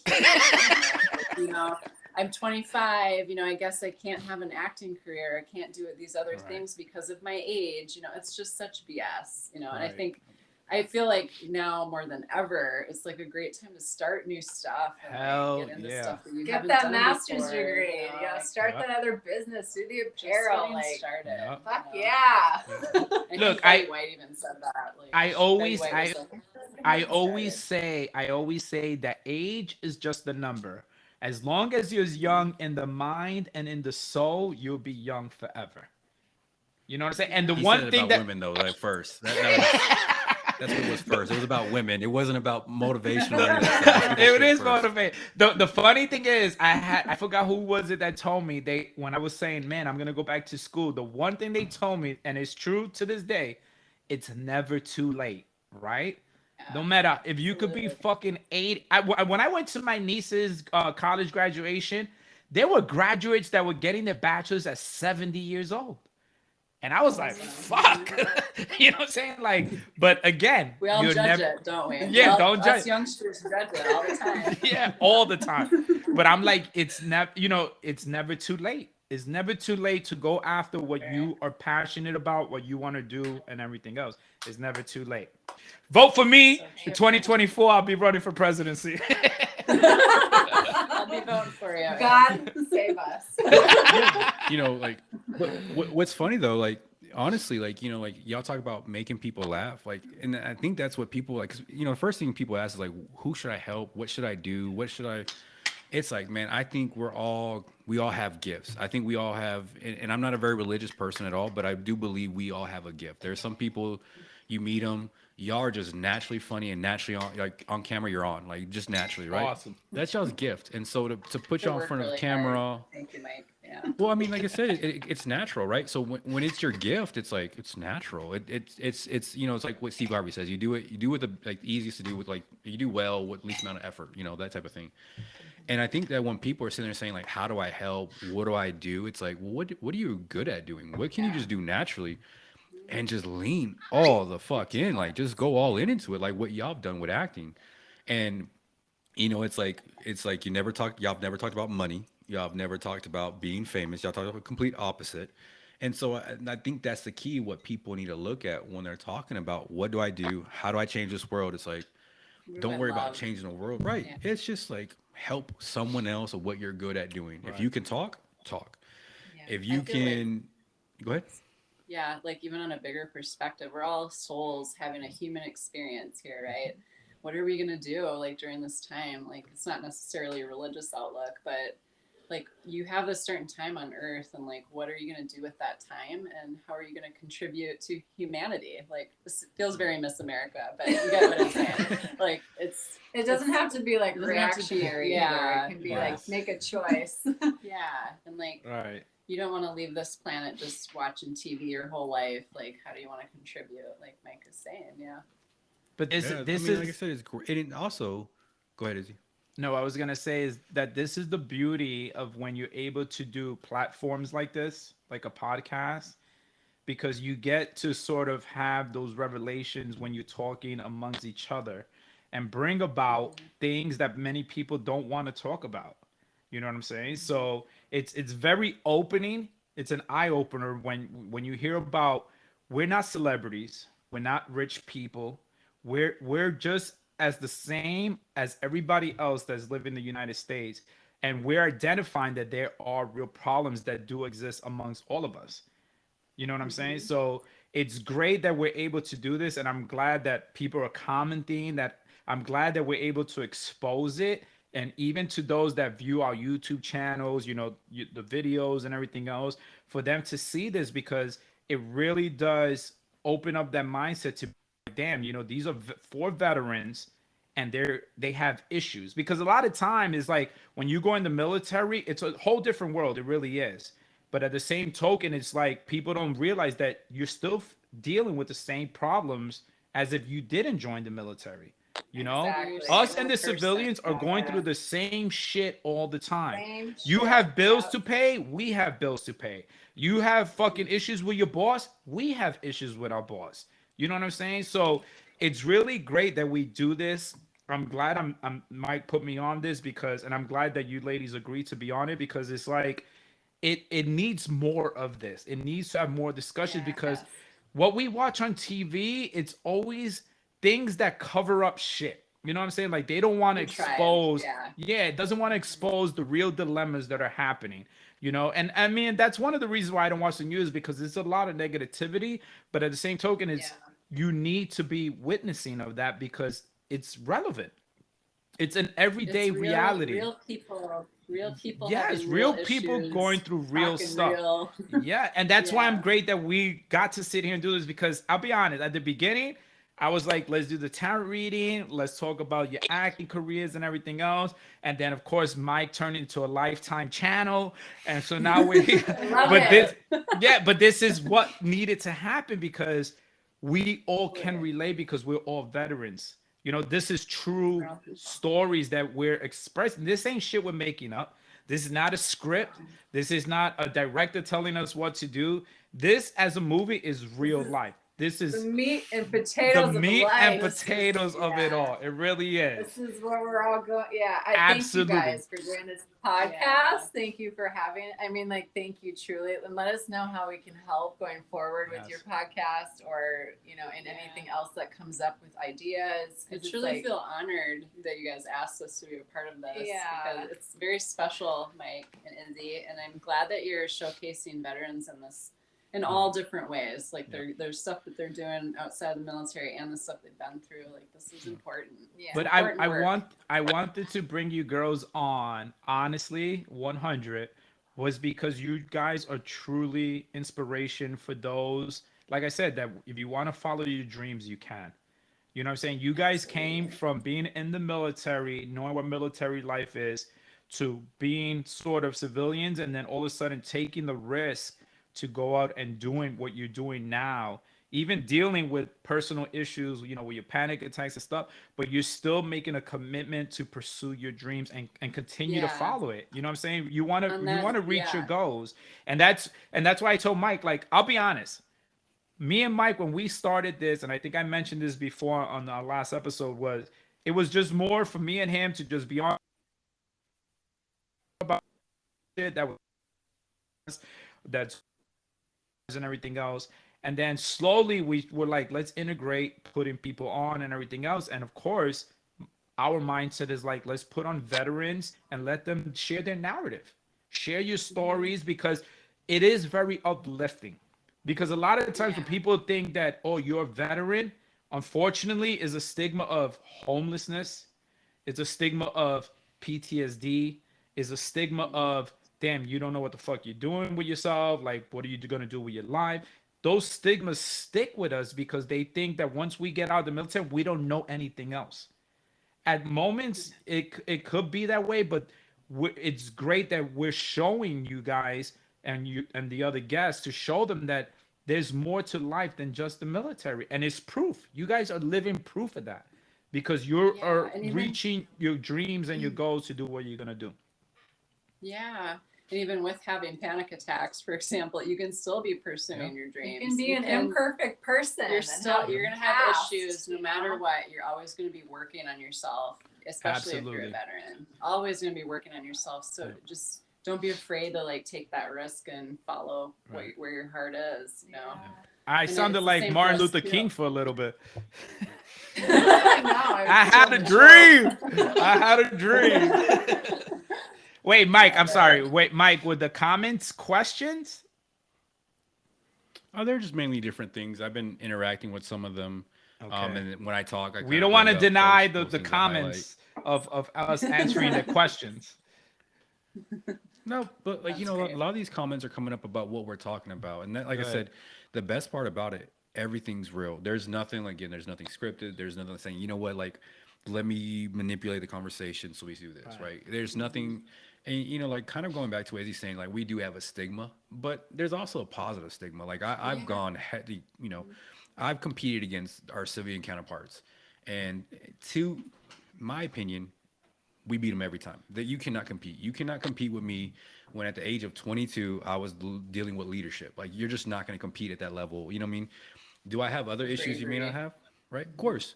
But you know, like there's that, right? But like, you know, when we're talking about doing these things for veterans and we're doing these things, again, man, it's like, you know, it's like no one listens, and I don't mean like no one listens like that. What I mean is if no one listens to you, and this is going like to anyone, if you know, even for y'all, let's say no one was watching y'all's videos at all, nothing, this and that, and y'all were still doing it. It's not the point that people are watching your views or doing it. It's that you're in motion, you're in action. And then when people watch it, you're just like, oh, wow, really? Like, oh, that's awesome. Like, and it's like, we never did it for that, right? Yeah. Yeah. And so I think that's what people really understand. When you're doing something, it shouldn't be for, hey, I'm doing it for this. I'm doing it for this applause or this. I'm doing it because I want to do it. And, you know, like all y'all's views, did y'all give them the first day? Of course not, right? Like it took time to build it. Y'all built these things. You know, now we got what Hot Take Tara, April's came out. So that's out now. You know what I mean? Like they're going to start coming out and people are like, okay, cool. And the reason why I mention all that stuff is like, people want to chase their dreams so much, and we forget that a dream and all these things, it's not a day, right? Like again, like we said before, y'all didn't get off a bus, y'all grinding through it, y'all actually taking it into y'all's own hands and sitting there and saying, you know what, I'm gonna actually produce, I'm gonna have my own YouTube, and if we go on y'all's what is it called for y'all's film? Like it has all y'all's films. You can go to prettyschlitty.com. That's where all of our projects are listed. And it's the IABDM, right? Is that how you say it? IMDb, yeah. And that has y'all's hot take. You know what I mean? Like it shows it those things. And what I mean by that stuff is like that y'all are producing, y'all are doing it. And again, when we look back at where y'all started at and where we look at 2 years, 3 years from now, it's gonna be like wow, like amazing. Why? And it's like because we stuck through it. Y'all didn't quit. This is the moment where you guys. This is the moment where you guys cry. For us, it's like we feel like when we're going through stuff, or like go through anxiety stuff, or like dissatisfaction with our job or Heidi's job, for example. Like we're like, what can we do to pull ourselves out of this? It's always creativity. Like, and if it's something we haven't done something in a while and we're like, gosh, we're just sad or we're like not feeling it right now, like what can we do? And we just put a project up. We don't even have to have a script. We just improvise it and just do it because that's the fastest way that you can do because something. It brings them into our lives. And like to Mike's statement, it's like it's not about the viewership, it's not about the opinions of everybody watching it, it's about me, it's about her. It's like, what is this doing for my life? How am I advancing myself? How am I becoming a better performer? It makes us laugh. Like we're laughing so hard during Hot Take Tour. I wish you guys could have seen like the outtakes of it. The outtakes are just nuts. It's just bonkers. But we have to, keep it to a certain level. Right.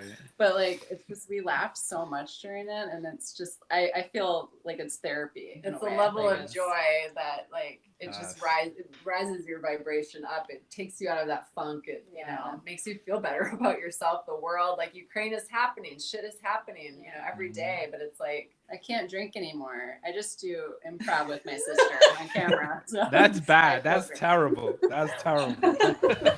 For that, I'm gonna take a sip for you. For that, I'll take a sip. Thank you. Cheers. Yeah, like I'm not even drinking. My drink is actually like some Topo Chico, so it's just sparkling water. And Izzy's like, we just let him drink by himself. But I'm glad that you said that. I'm glad that you said that, Heidi, because it is so true. And I always tell Mike this. I look forward when he and I are doing our podcast. I really do, because it is very uplifting. Plus, it really lets you vent. It lets you just fucking breathe, express, and express, and just get rid of all the negativity that happened to you throughout that week. Just get rid of it, because now you get to expose it and just put it on display, and it just makes for great conversation, because now you're getting an outside perspective telling you how we could get over this, or that shit sucked, or whatever the case may be. I always tell them the Sundays that we do it, I'm like, yo, I always look forward to it, because it's like you just get to be yourself, but yet it makes you happy. It does bring enjoyment, because you're forgetting about the stressors that you were dealing with Monday through Friday. You know what I'm saying? You're forgetting about all of that stuff.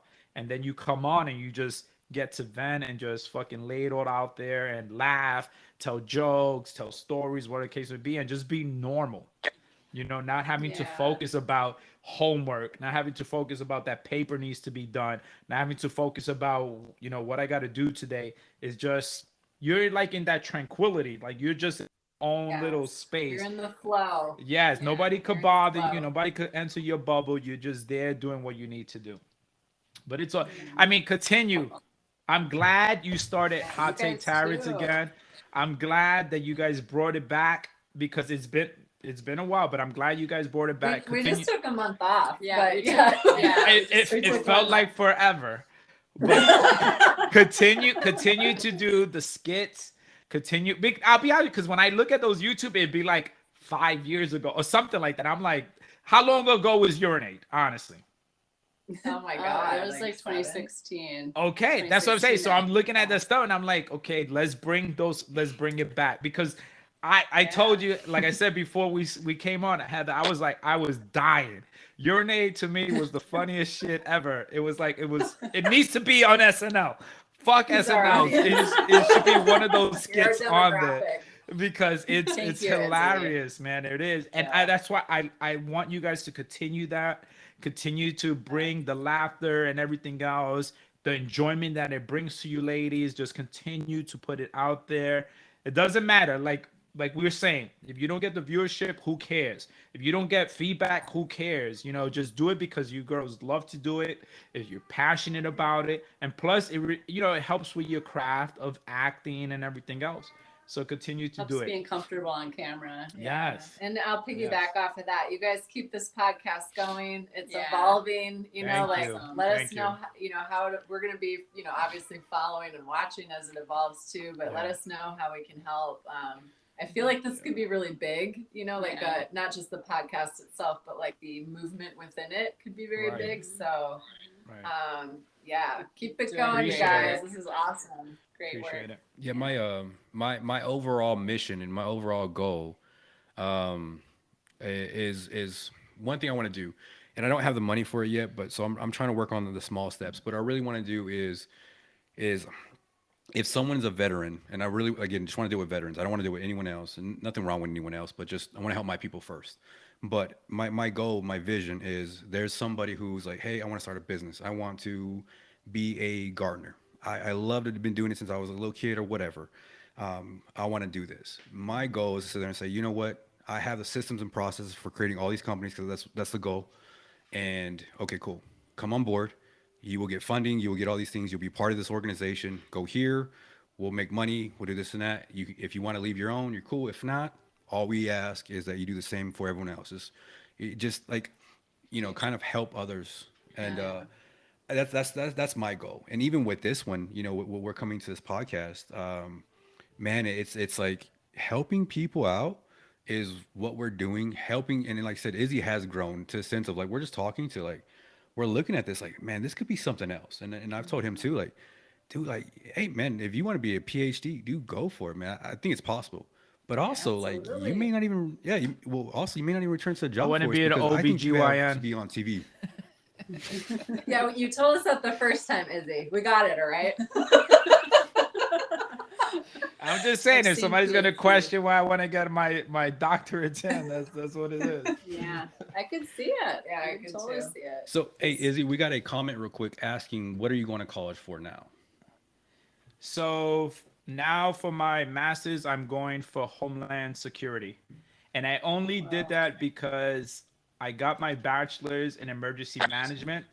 So emergency management was related to command posts in the Air Force. So I decided I was going to continue with that. And I didn't want to have a master's in the same field. I wanted to like diverse my background. So I figured, let me go for Homeland Security, which came to me from talking to one of my friends. But I also did those two fields because COVID was an eye opener for a lot of people, especially in the jobs that they were in. So if you were like in hospitality, working hotels or whatever the case would be, when COVID hit, your job was on the line. Whereas with Homeland Security, emergency management, those are critical manning fields. So it was like they always need it.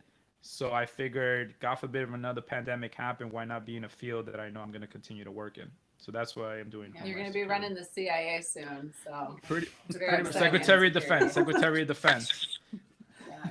Yep. I'll be like, fuck Dr. Fauci. I'm going to take over. You don't need to wear your mask, people. Do not wear it. Well, again, Well, ladies, good question. as we Whoever start asked that winding question, down- whoever asked that question, tell them good question. That was a good question. like I said, ladies, as we start winding down, man, thank y'all again so much. Yeah. If y'all can just please do those things, plug what you're doing. Like again, I really would like to do whatever we can from Izzy and myself, and he's voluntold, right? But no, seriously though, but like anything we can do to help you guys out, please let us know. I think what y'all doing is, man, it's fucking awesome. Like, how many people do you know that says there and say I'm gonna go do this, and they stick to it? But not only that, you pivot, and I think that's the most important part I want to really take from what we talked about is y'all pivoted. y'all really saw it's a point where COVID could have made y'all done it. Y'all have other careers where y'all could have just sat down and sit there and say, you know what, acting was cool, but we're not able to go out for auditions or those things. But y'all pivoted. So kudos to that, man. I mean, I think pivoting is a really good idea where it saw that. And I think seeing where y'all pivoted the last 2 years, it's like it's a new career, it's a new path, it's a new calling. So man, thank y'all so much. And if y'all could just kind of, you know, everything y'all about y'all, how we can always find y'all. We'll always plug all your stuff and anything we can do to help you guys. We're always here. You guys, And same to you. Same to you. Thanks. I wanna- This has been incredible. Let me say this. For many years, we have known each other since back in our 18, 19-year-old age. And now I'm definitely showing, I'm outdating us because we're much older. But Okay, like cool Mike with that. said, I'm so grateful that you both said yes to do this.